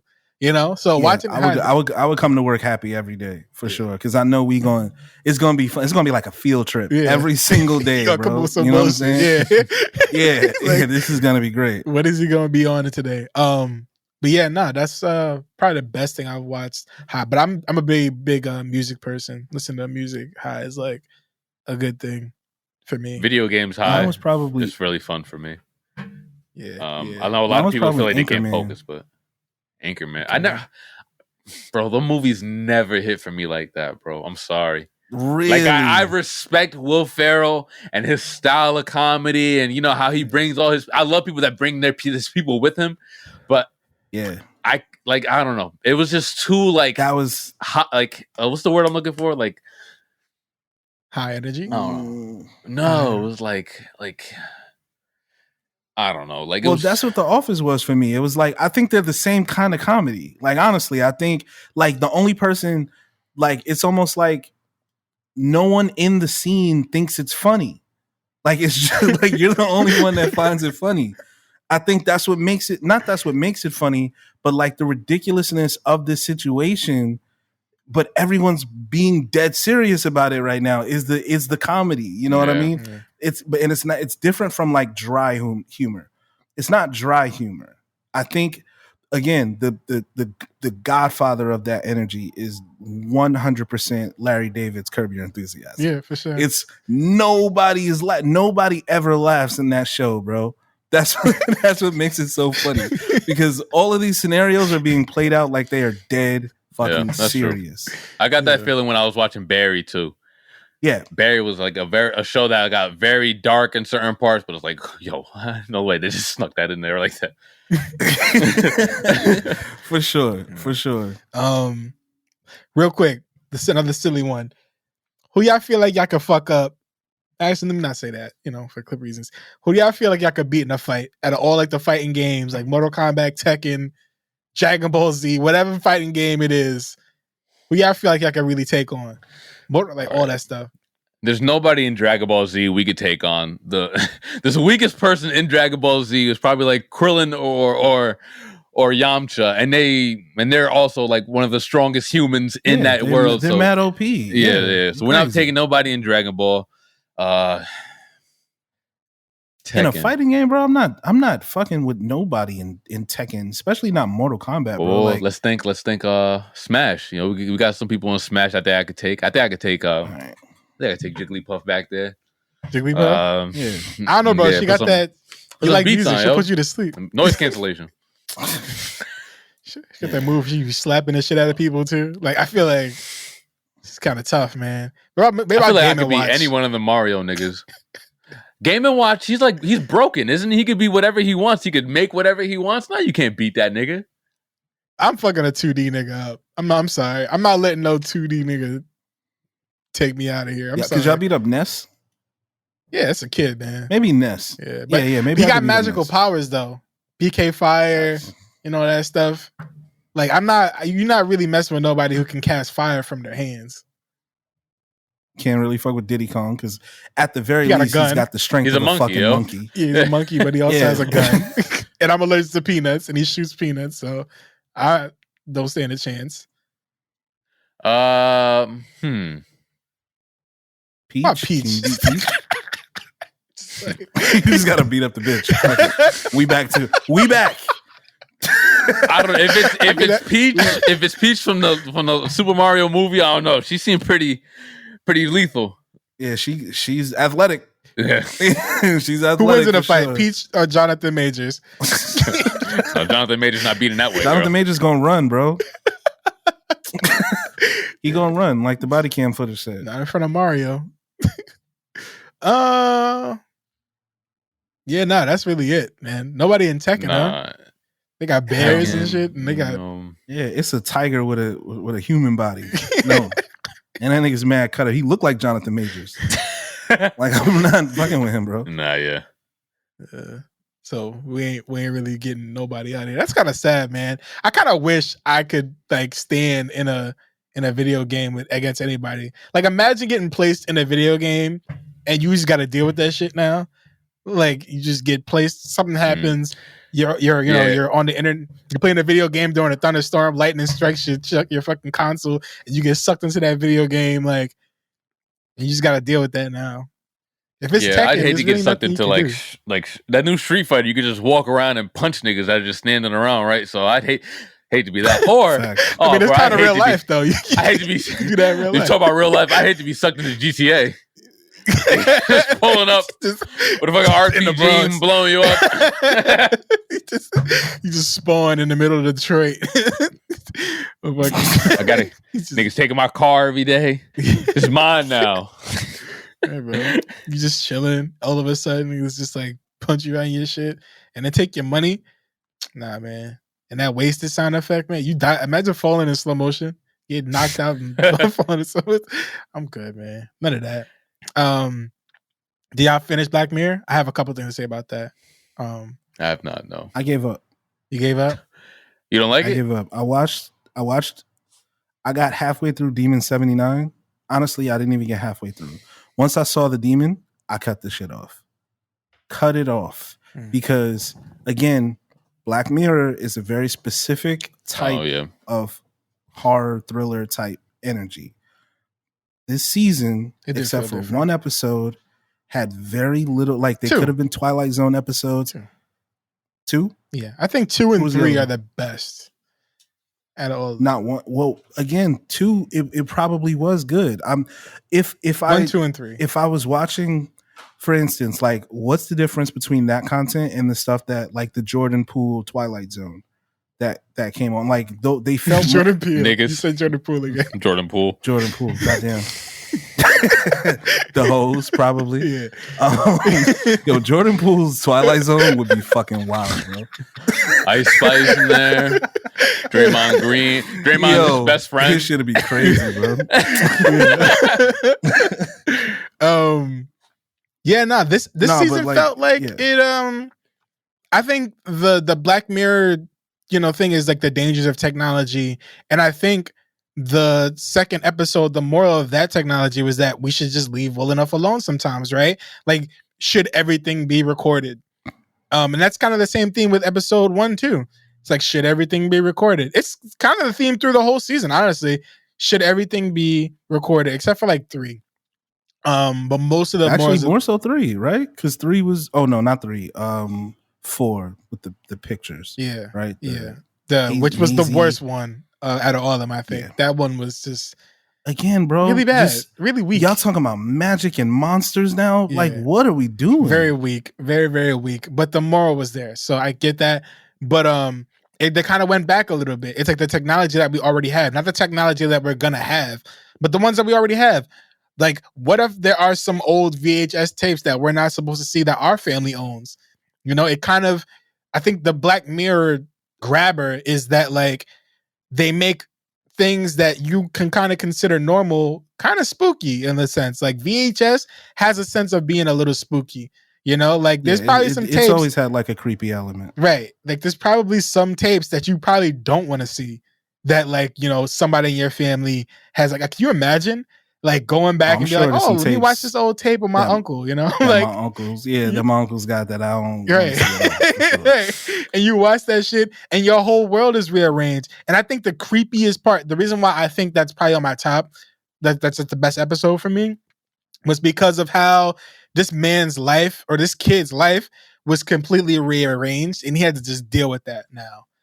Like, he was now the one who was famous for this. Like, that was the most chilling aspect.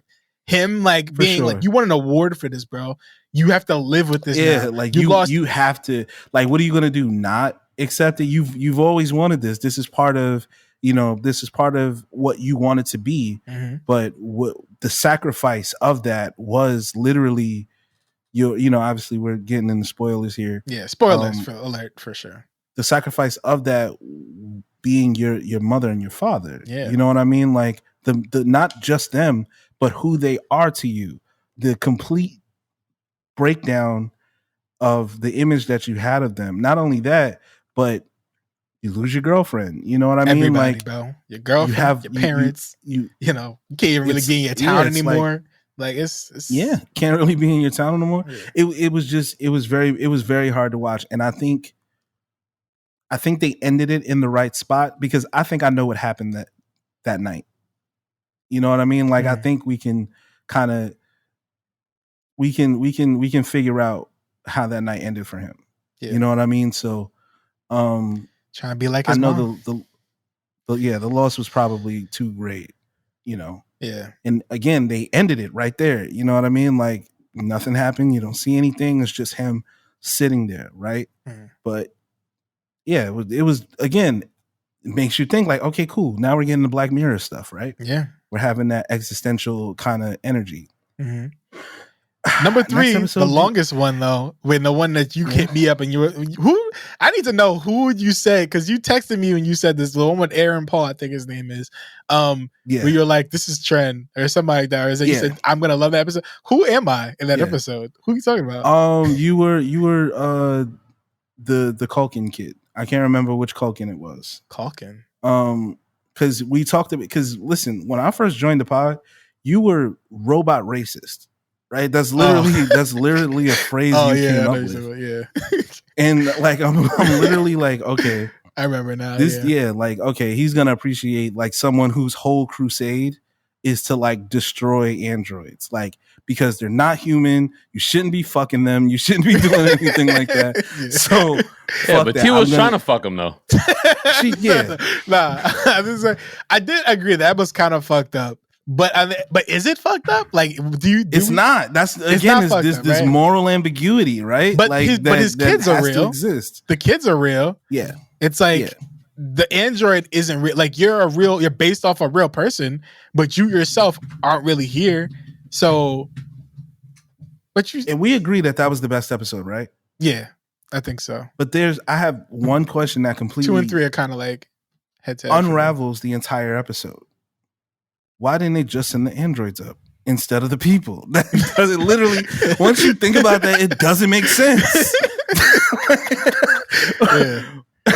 Why didn't they send the androids on the spaceship instead of the people?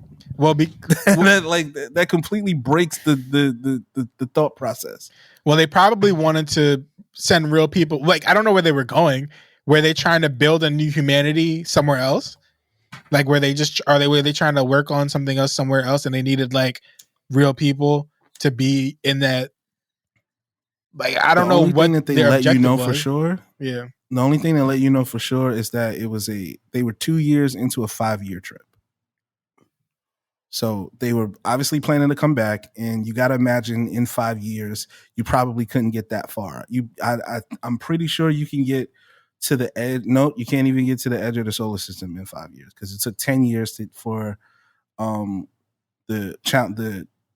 not the Challenger. There's a thing that took a picture of Pluto like in 2011 that had been flying since like 99 or some shit like that. So it took like 11 years or 12 years for that thing to get to the edge of the solar system. You seen this episode, D? Nah.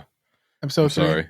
I've been having issues with my Netflix because, as you guys recall, I am part of a streaming mafia. So, we share passwords and everything. And for those who know, Netflix is now charging to share accounts and use them in different locations. So, out of respect to my homegirl, who's part of the mafia, I did not. You just outed her. Is that the whole name? No, Feds is going to be out the. She good. Y'all about to get a Rico? I'll believe that. Yeah, we're not doing her like that, bro. Come on, man. Nigga, that's a common ass name. So, shout out to my homegirl. Hey. Oh, sorry. Yeah.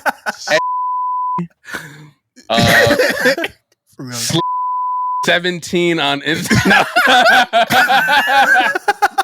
Yeah. But no. Crazy. But they give you that option. Oh, is this my home? This is my new home location. No, I didn't do that to her. So unfortunately, I am behind on Netflix. I have not been able to watch, bro. But it's all good. From the way you guys have been telling me, I only need to watch the first 3 episodes anyway.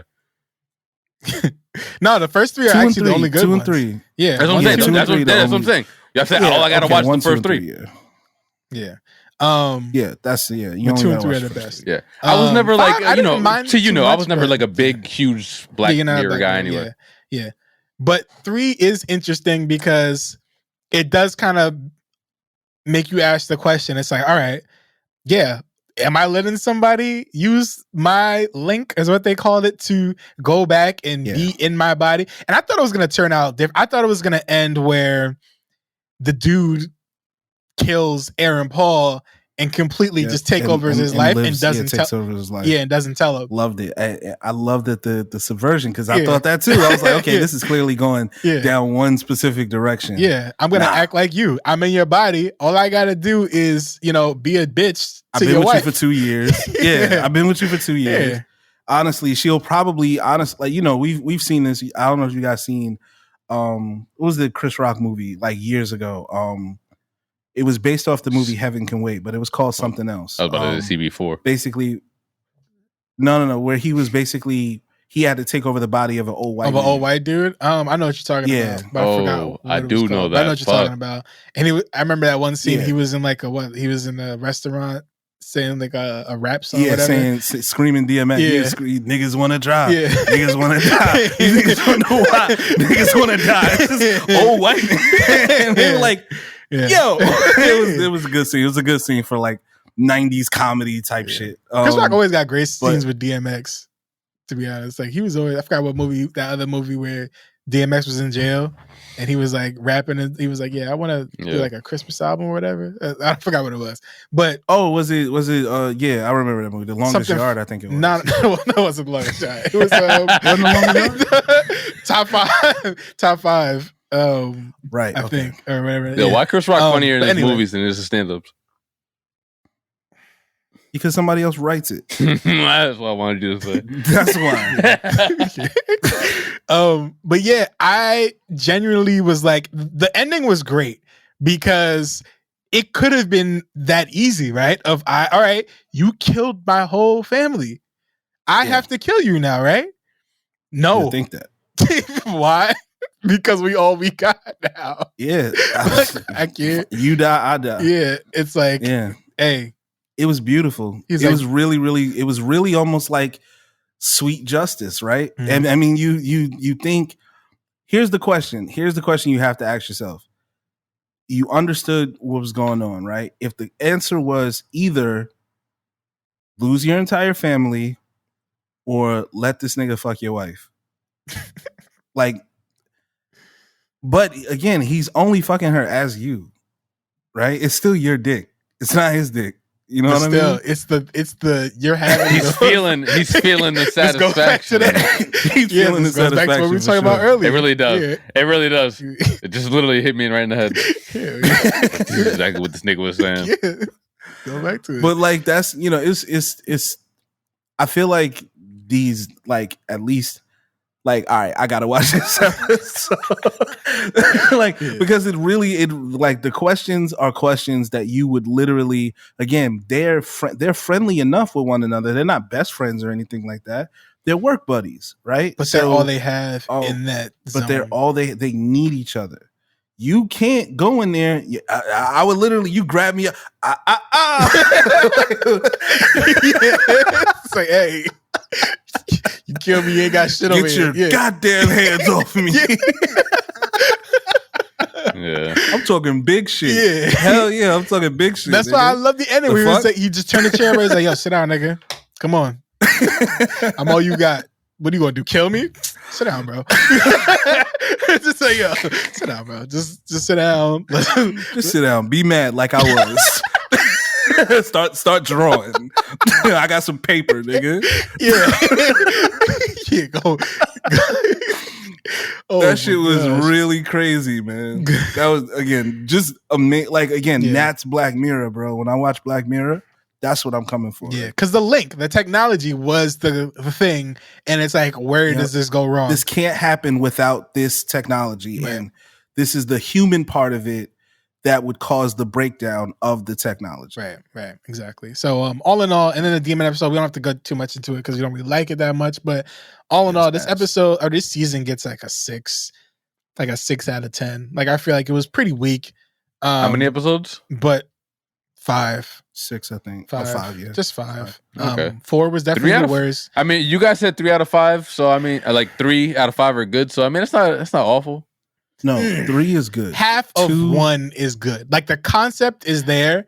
The execution got it wonky. breaks down towards the end. Yeah. Yeah, it breaks down towards the end. Yeah. 2, So I that like episode 2. is probably a 7. I like 2. I thought 2 was a great story, but it just wasn't Black Mirror. Yeah. Like if it's a 6 on a Black Mirror scale for me, it's probably 8 if it was on a different type of anthology series show. Mm. And then 3 is a 9 out of 10. Like I thought it was excellent. Yeah. 4 you can skip, and 5 interesting. Because I feel like the 1 and 5, I feel like 5 is a bit more subtle with the messaging. I really do think that the message was that, again, like what we said with Swarm, you take one woman or you take one person who has a certain type of brain chemistry, you give her certain types of situations, like you put her in like a certain situation or an opportunity to make a change or do something that is really bad, and it's a deadly combination. She was watching TV that one night. She was obsessed with this one dude.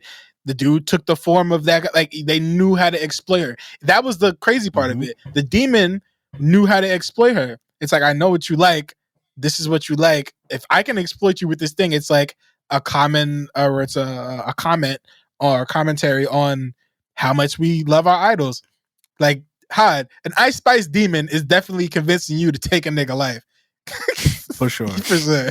It wouldn't even take Ice Spice. You just gotta kill him, like yeah, like you just gotta kill him, like yeah, like what they gonna say now? Yeah, just kill him. You know. So that's sort of thing. Sure.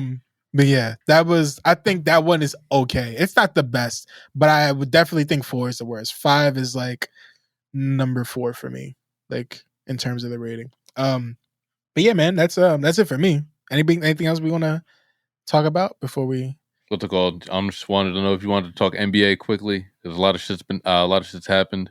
A lot of shit is happening today. So I feel like because we'll be jumping right back on. We get time to like let things happen and like process more stuff. Because right now it's it's all not all speculation. Certain things have manifested, but like there's more stories that are gonna come later. I just wanted to talk to you personally because I wanted to see if we could, if we could talk trades real quick. Because one thing that was confirmed today specifically is how James Harden will be accepting or opting into his player contract with the 76ers, but not to stay on the team, to look for a trade destination elsewhere. Teams that have been interested are, of course, the LA Clippers, because they're interested in just about everybody. But more sexy looking, not to me, but for this pod specifically, the New York Knicks. So what would you...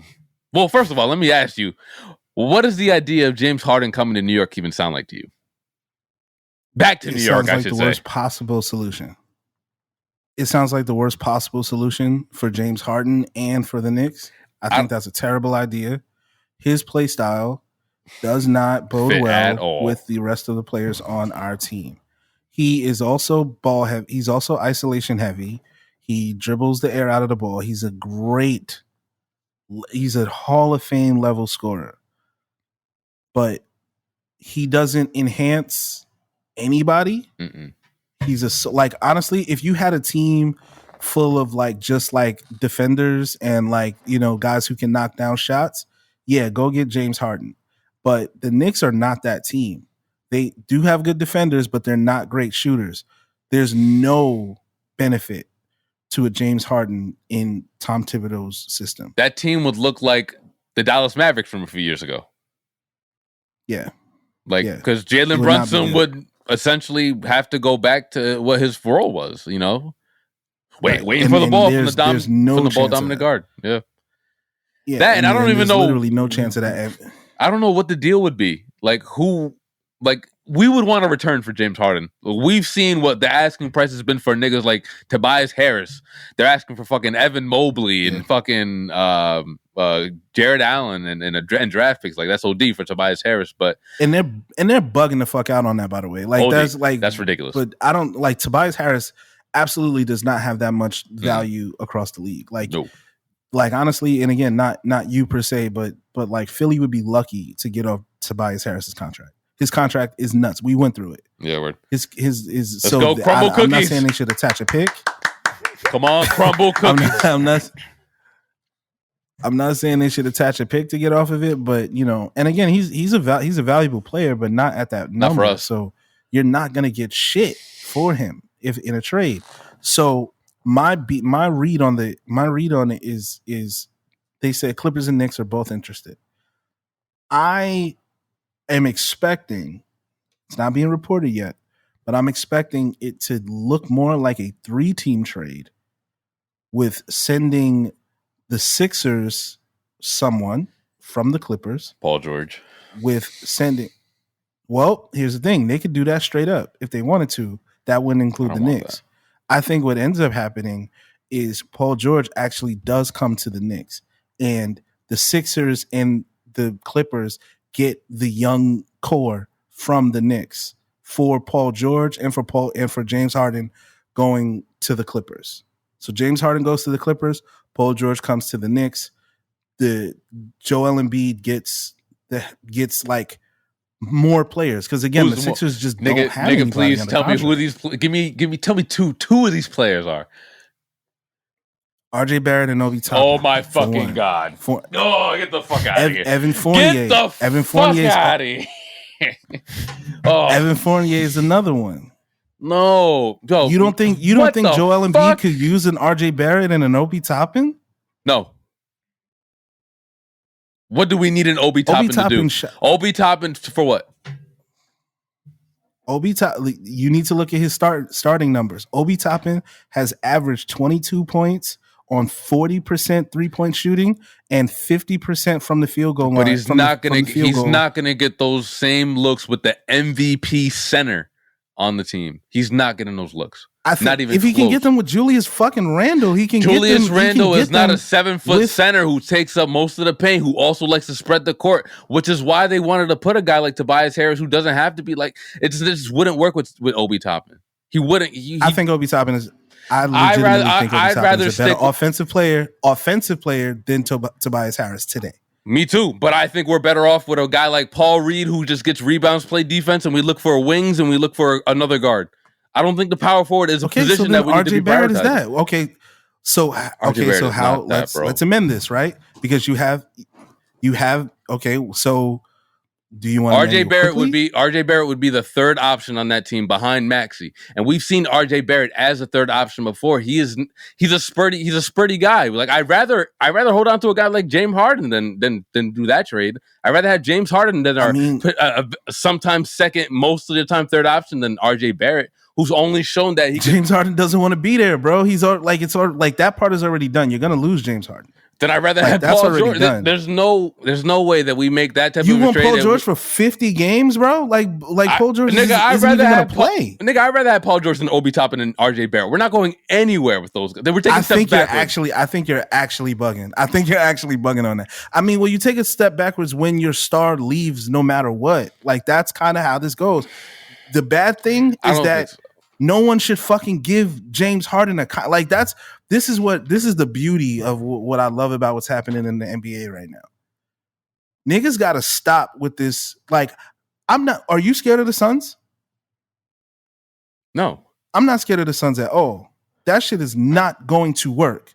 Having Bradley Beal, like that stack in the deck, that shit is not going to work. Giving everybody $60 million and making them play on the same team does not work. We just watched the Nuggets and the Heat and the Knicks and other teams get to the playoffs and have success in the playoffs without a stack of great pieces and then nothing else. We've seen Kyrie, Kevin Durant, LeBron James, Anthony Davis, all of them, Steph Curry, Klay Thompson, all these dudes get taken out by teams, by dudes from 1 to 9. But teams who have guys that have been there before. They've picked up guys like KCP. They picked up guys who've been around the league for a long time, been putting up numbers, been the best player on their team, like Aaron Gordon has when he was in Orlando. You know, they added a fucking but I'm saying Obi Toppin and RJ. So what do you want for James Harden? Nigga, we can go back months and I told you what I want for fucking James Harden. Dame fucking Lillard. Again, I really don't think stacking the deck is the thing, especially when y'all have as many holes as you do from a team building standpoint.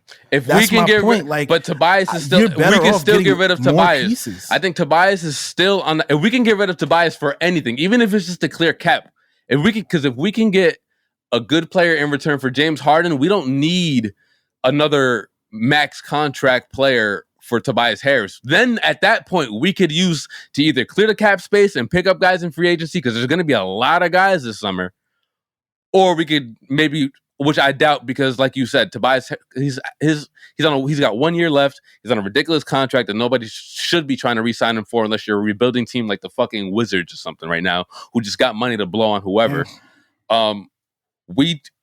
We're not going to get like a good return for him. Like we're not going to get like good, solid, like veteran guys. We're better off doing that with James Harden, which is why I think we're doing that now, which is why I think they leaked the information about trying to trade Tobias to the Cavaliers and the Pacers and all these other niggas and then see what the market is for him. All right, bet. Good. Let's get Harden. Now we got to lock down Harden, try to get him out of here. Bet. Good. Once we can get him, we could probably, hopefully get a good return.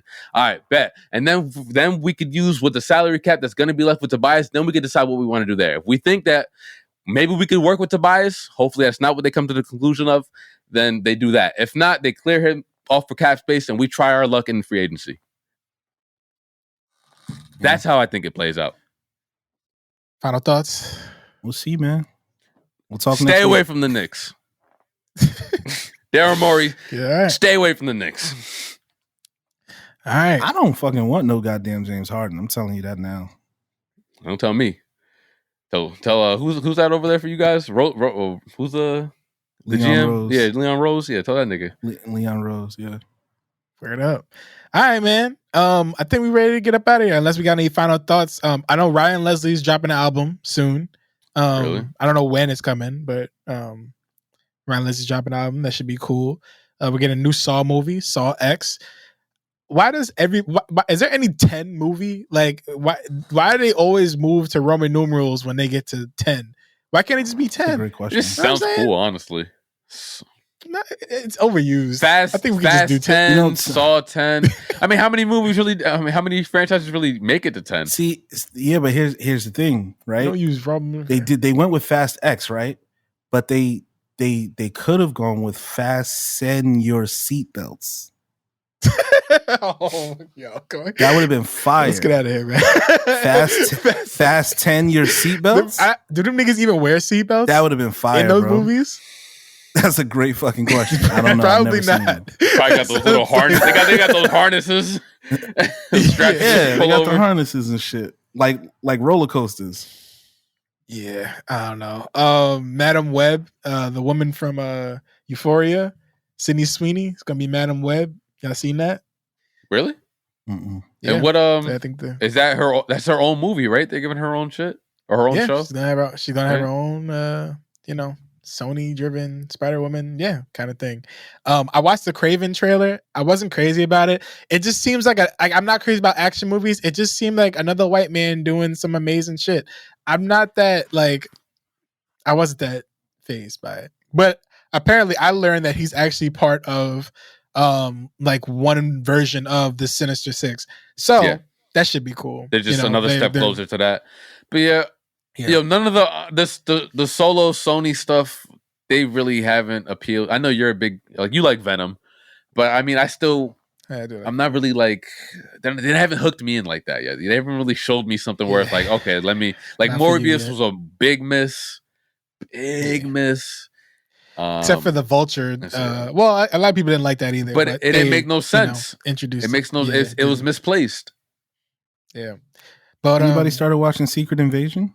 I haven't yet. I started. By next week, I will. I didn't finish the first episode, but I was pretty upset to find out who was a Skrull.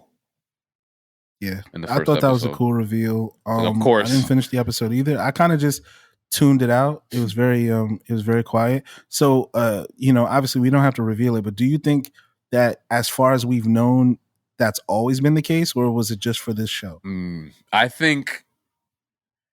Because I talked about it with my coworker who's like super superhero, super movie guy, comic book guy in general. He tells me that without spoiling it, the Skrulls and in the comics, it's like anybody could be a Skrull. And they use that to their advantage. Whereas there was always this intensity where it's like, all right, is this person a Skrull? Anybody watching could be a Skrull. And you never really feel that in this show. And also, in the comics, they made it so that a Skrull can shapeshift at any time to anybody they want. And in the show, it doesn't seem like that's necessarily the case. It seems like if you were a Skrull, you were always a Skrull in the show. Not necessarily I'm pretending to be Captain America type shit. Just for this time. Yeah. Just for this mission. So I guess that kind of answers your question. Yeah. But I'll watch it and we'll have a fuller discussion on it. But now Morbius, we got a Vulture, we got Venom, we got Craven coming, we had Mysterio. Ned is ramping up to be I think the Hobgoblin they said, maybe. One of those. So is we still need Doc, we need a new Doc Ock. Are we gonna get a new Electro? I don't know. Rhino, Sandman. Who do we want else from the Sinister Six? I thought I didn't see Morbius, but I thought Morbius was supposed to be a good bad guy. Like a kind of like an anti-hero type of nigga. Well, I don't know. Is he in the Sinister Six? I was just talking about Sinister Six shit. Yeah, I don't. I was just talking about. I know Vulture was in that movie, so that's why I was like, oh, okay. So yeah, Vulture. It would be. Do they have a Rhino? I don't think we've seen a Rhino. Was Rhino Electro, in any of the movies? No, Rhino was in the. I'm thinking of the Andrew Garfield. He was Amazing. One. Yeah, he was in the Andrew Garfield one. That was the awful Rhino, the fucking the mech one. We had Electro in that one too. We have Electro. I think we have Electro in the new one as well. So that's 2. Yeah, we're gonna need a new Electro. Wait, a new Electro? Oh yeah, didn't he die? Did he get shocked to death? No, it's not that he.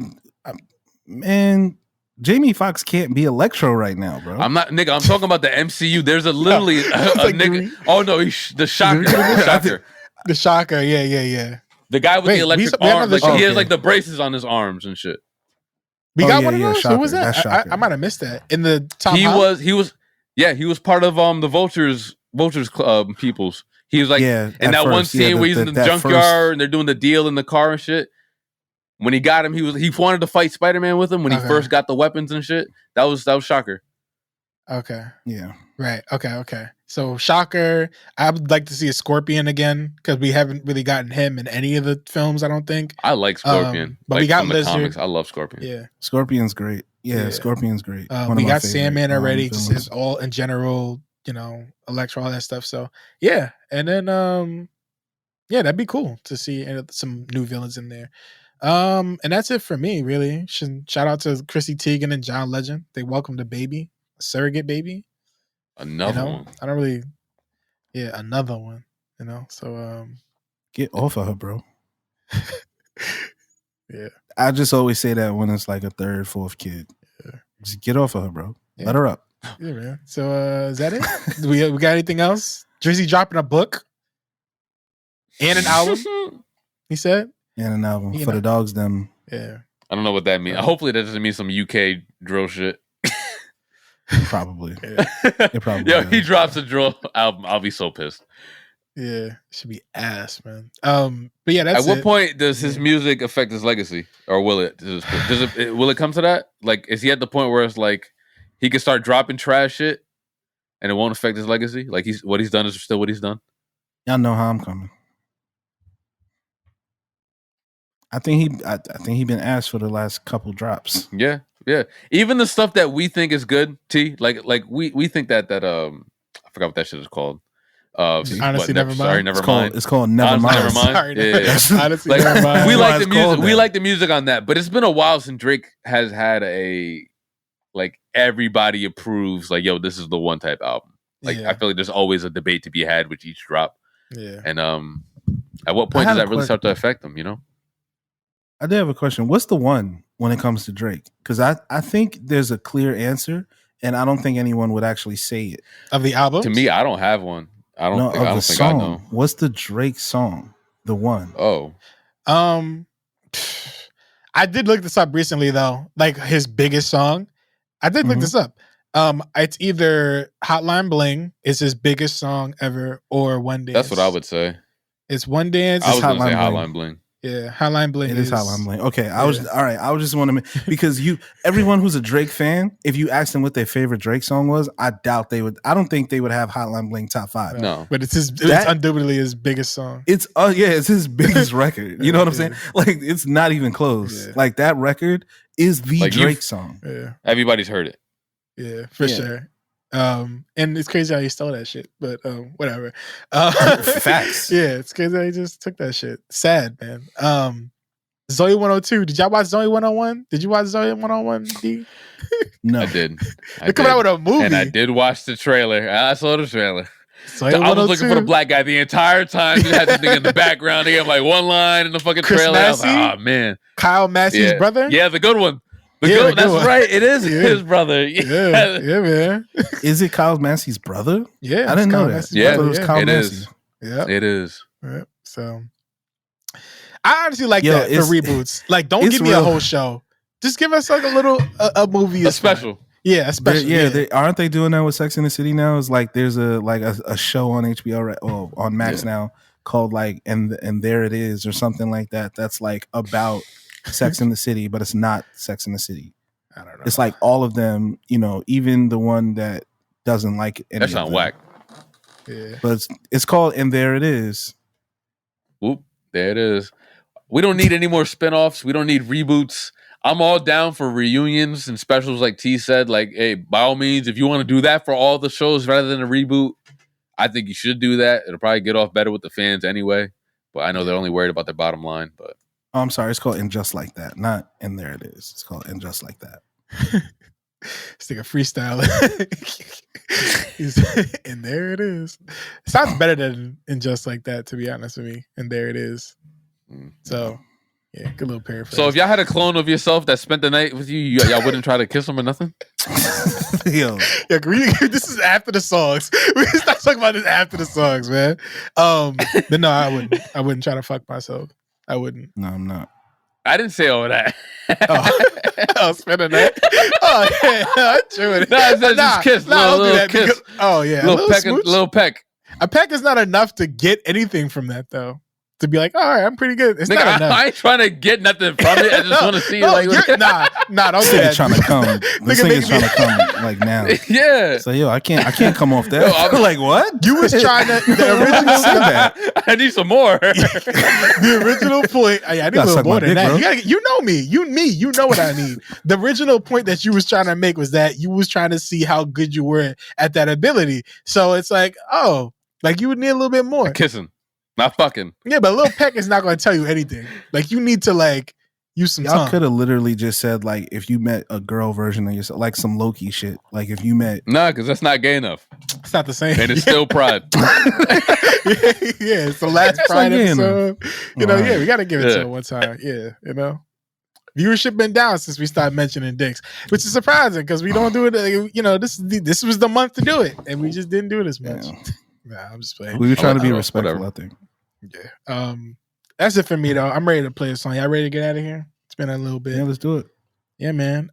So obviously, like I said earlier, I went to go see Madison McFerrin. I'm gonna play the song that she had us all participate in because I feel like I'm featuring the song. I need my credits, man. Madison, I was part of this, so put me on that track. This is "Testify" by Madison McFerrin off of "I Hope You Can Forgive Me" album. Lay your hand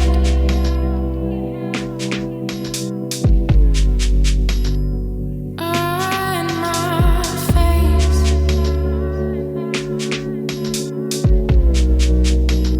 Save your breath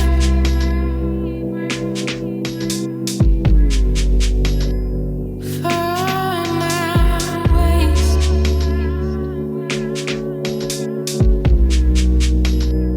Bring me your word, so I can taste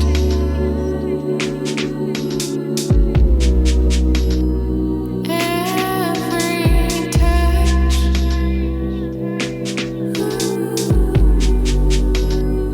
that you take.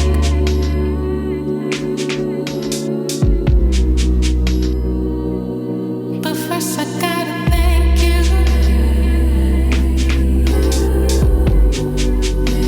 Before I testify, let me thank you.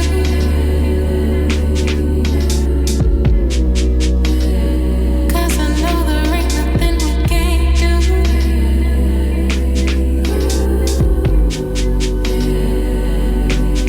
So let me thank you.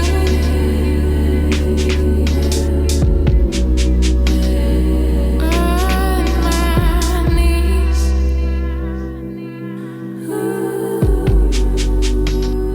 we can pray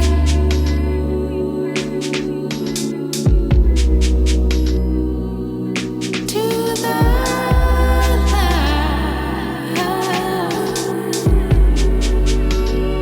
light that we make.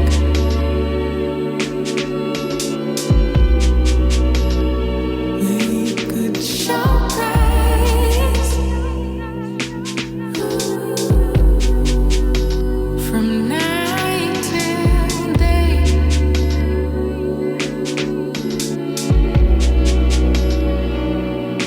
Until time melts away.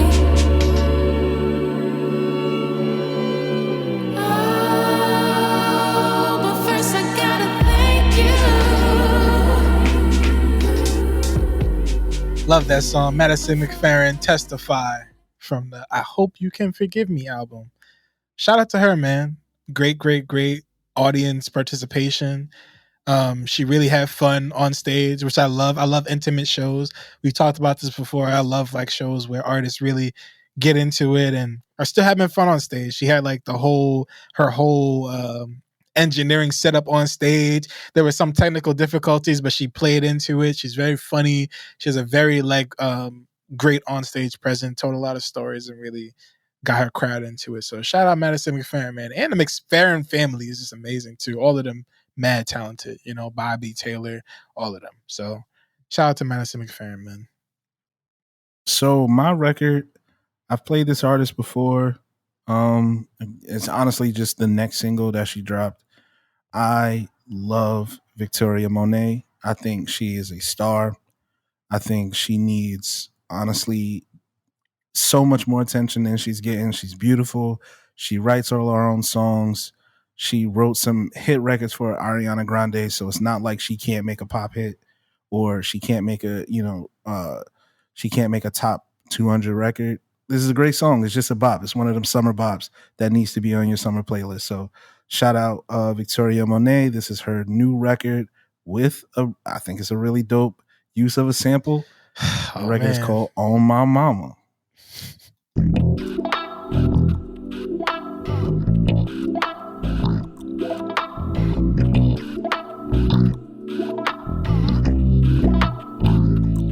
When they say she get it from her mama, I'ma say you fucking right. Body rude is unpolite. Don't be in a humble type. Tell me, is you down? Cause I'm trying to go up tonight. Hoes and hoochies left and right. I just wanna live in a fantasy. I think we deserve it right.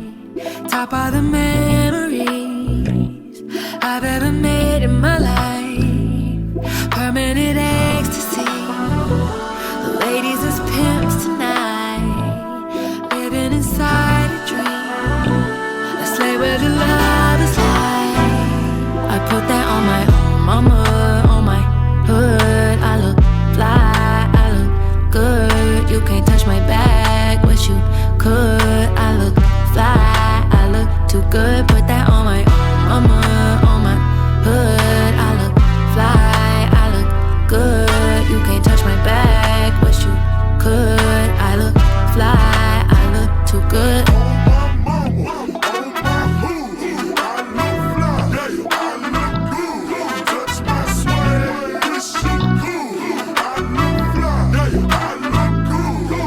I'm so deep in my bag like a grandma with a peppermint. They say, oh, she smell good. That's just cause I'm heaven sent. Sex game goes stupid, stopping like a toothpick. Man, I tell the truth, your opinion is irrelevant. But I know you think I'm fine.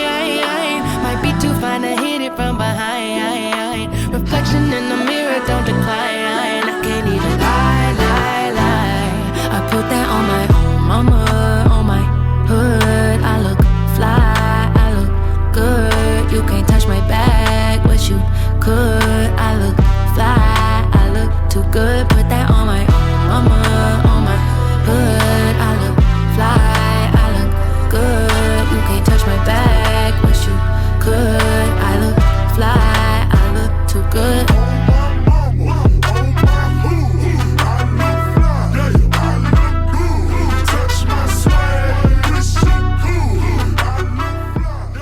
Great record. I love it. Can't wait for her album to come out. It's called Jaguar 2. If you haven't heard Jaguar 1, also a great album. Again, she's a star, man. She's got so many great records. Jaguar 2, Electric Boogaloo. Yeah. All right, guys.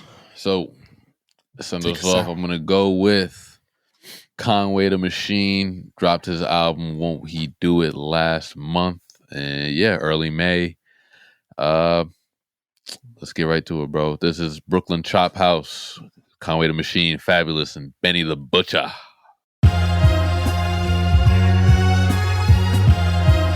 Yeah. Time to show and prove. Get money. Yeah. Get money. Yeah.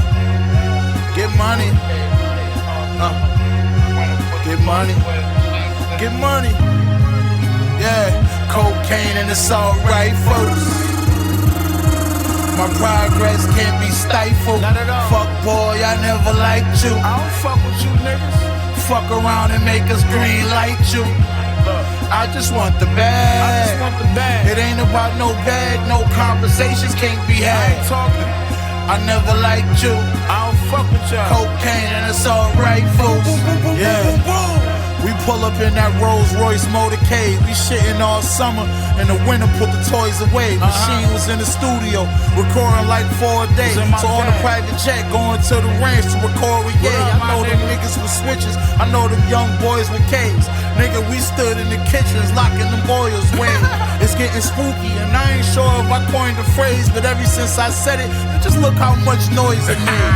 The table full of tiger prawns and raw oyster trays. Goose getting in position. I wanna see my boy get paid. The MVP and championship trophy, we gon' hoist away. They shot at me and missed. Somebody dying for that choice they made. Summertime, New York City, I pulled the dropout. Back table, lobster sautés at Brooklyn Chop House. Parking anywhere, fuck a ticket. We knock a cop out. Parking anywhere, fuck a ticket. Ayo, look. I'm on the street like my nigga Diggs on a hot route. Used to be at the table bagging up the college dropout. My nigga ain't take his case to trial, he took the cop out. These niggas moving they release date back when I pop out. Damn, what is you saying? I was outside hustling grants. I looked my man right in his eyes and I said, bro, what is your plan? Run up your pants, this where I stand. I put some diamonds on both of my hands. If I'm in the jam, I'm up in the can. You try to run down, won't let you advance. Nigga, we got cocaine and it's alright, folks. See, this just some guns and butter shit. My progress can't be stifled. Not at all. Fuck boy, I never liked you. Tryna put you on, baby boy. Fuck around and make us green light you. The machine. I just want the bag. See, they in it for the honey. It ain't about no bag, no conversations can't be had. I never liked you. Let me talk to him. Cocaine and it's alright, fools. Yeah, we in a gang full of ugly truths and pretty phonies. And all we want is the money, like Pretty Tony. I'm way too fly to be riding through my city lonely. These young Miami chicks been treating me like daddy, homie. Yeah, they just wanna party. And I just want a piper like Roddy. Big stepper, these Ricks slicker than Lottie Dottie. Lil Uzi, my shorty, he got that body yachty. Experience feeling out of body. I be mobbing, my lawyer beat up the Gotti bodies. Fuzzy sweater, I got him calling me Monty Johnny. Big on head, got light skin tryna come Marty Marmy. And grab my ears, then I dip, grab my ears. All I do, grab my bag, grab some food, grab my ears. Yeah, they dad is a king, made my kids fabulous heirs. They was made from this cloth, you know that fabric red nigga. She gotta see me in that kitchen before she get to know me better. I'm judging our relationship off how many bricks we sold together. I judged the friendship off how many ops we had to whack. They was slide, we was two, so I couldn't concentrate on rap. It's the kid who ran it up unexpectedly. I guess, but who the fuck am I to argue with destiny? Here's the catch, these niggas never seen 30 blocks or even squeeze the tech. So when you hear them rap about it on records, that shit a stretch. I'm in the movies now, 200K for me to direct. Corporate hustling, jumped in the rap game and repeated the steps. Life's a bitch, I had to walk down a block with a hole in hands. I'm from the east side where even grandmas got her OnlyFans. I couldn't wait to get on when hood spots with my kid on. Still go to King City for Dutchess with all this shit on. Niggas see me in person and know they can't afford these jewels. I'm trying to buy a rap bitch a new truck like I'm Jordan Poole. Where she at? Cocaine and it's alright, folks. That was Brooklyn Chop House by Conway the Machine featuring Fabulous. Benny the Butcher, produced by Derringer off his Won't He Do It album. Dropped last month. Go check that out. You can always count on Conway to drop but you can always count on him to drop at least 2-3 good albums a year. But so yeah, definitely make sure you guys go check this one out because it does seem like this is one of his main albums that he's out here promoting, doing videos for, getting Hove co-signs for. So definitely check that out. Word up, man. Good shares, y'all. If y'all like this music, follow our public playlist because we are, was it colon or semicolon? I forget. I failed grammar school. Colon. Semicolons Colon. with the comma, I think. Yeah, because it's semi. It's not a full. That's right. Yeah, It's yeah, not a yeah, full yeah, colon. Yeah, because we are colon. You don't belong here. Wicked Radio. Yeah. Wicked Radio. This nigga name is a semicolon. Oh my gosh, bro. You are the biracial representative on this podcast now. Like all biracial issues are coming to you from now on. Facts. Semicolon is one letter difference from semicolor. So Semicolored. Oh my gosh. Semicolor is like Place the N with a a cool R, way of like semi-colored, No, you know what I'm saying? Like I'm not all the way colored. The comma is the Latino side and shit. Like it's just like yeah, comma is kind of like a sexy accent. punctuation. It's like spicy, right? Yeah, it's a little accent. You know what I'm saying? It looked like a jalapeno a little bit. Crazy. That's crazy. Yeah. Oh shit. Look at yeah. Oh my gosh. Gotta cut the mics, man. Because we are Colin Wicked Radio, we're on Apple Music and Spotify. Shout out to the public playlist.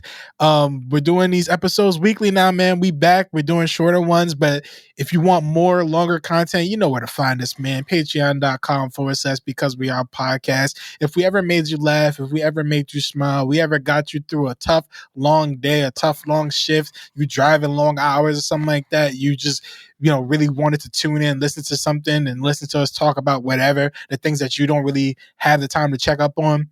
Give us something, man. Give us $1, $3, $5. It's a month, man. $1 a month, $3 a month, $5 a month. It ain't really all that. Like, it's not all that at all. And we give y'all great content. We've been really, really great with y'all. We give y'all some great stuff to listen to. So, support us. Give us something. You know what I'm saying? Anything. You could get a green dot. You could get a chime card. It don't even got to be your main bank account. You know what I'm saying? You could get a Cash App. Come on. Yeah, let's be real. I'm pretty sure Patreon take PayPal and shit like that. Yeah, so it's not that hard. Like, what's up? Yeah, we work out with it. Come on, like we'll work with y'all. We'll work with y'all budget. You know what I'm saying? Yeah, sure. But yeah, no. Thank y'all for listening. Let's just get some. This one's for Hod too. This is his era of music, right? This your era. Hey, yo, break this. Hey. Yo, break a little something off for the Patriots. I don't know this fucking song at all. Bro, this shit was hitting. Remember? All right, it's hard. All my East Coast niggas. All my East Coast niggas, listen. Hold on, quick.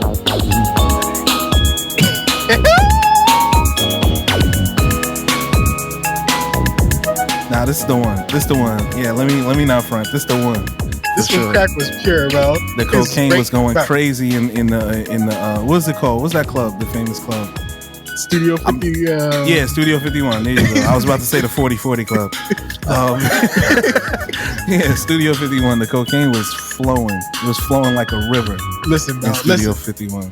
Imagine somebody trying to take your girl and just like back in the day, dancing was like fighting, right? Like you could just dance up to somebody like, oh yeah, nah, your girl want me. Yeah. Ooh. Yeah. On a cardboard box. You know what I'm saying? Yo, but I'm saying for all my East Coasters, when 101.9 existed, the old smooth jazz channel in New York, or was it Kiss FM? Or it was a jazz channel. 101.9. But I remember coming home from New York and hearing this on the radio sometimes. This is before Shazam, before you could figure out what that shit was. You just had to wait for that shit to come back on the radio. Imagine trying to describe, like, yo, what's that one song what you just heard? Come on, bro. Yo, what a time, man. What a time. Oh, my God. But thank y'all for listening, man. We'll be back next week for you guys. Like I said, shorter episodes, but you know where to find us if you miss us. Because we are a podcast on all platforms, man. TikTok, YouTube, Facebook, Instagram. Get at us, man. We here. And for the last day or the last episode of Pride Month, we also queer, man. So get us. We're here, we're queer. You're here, we're queer, and you ain't here. You feel me? So thank y'all for listening. We'll catch y'all next time. And if you're listening still, break down something.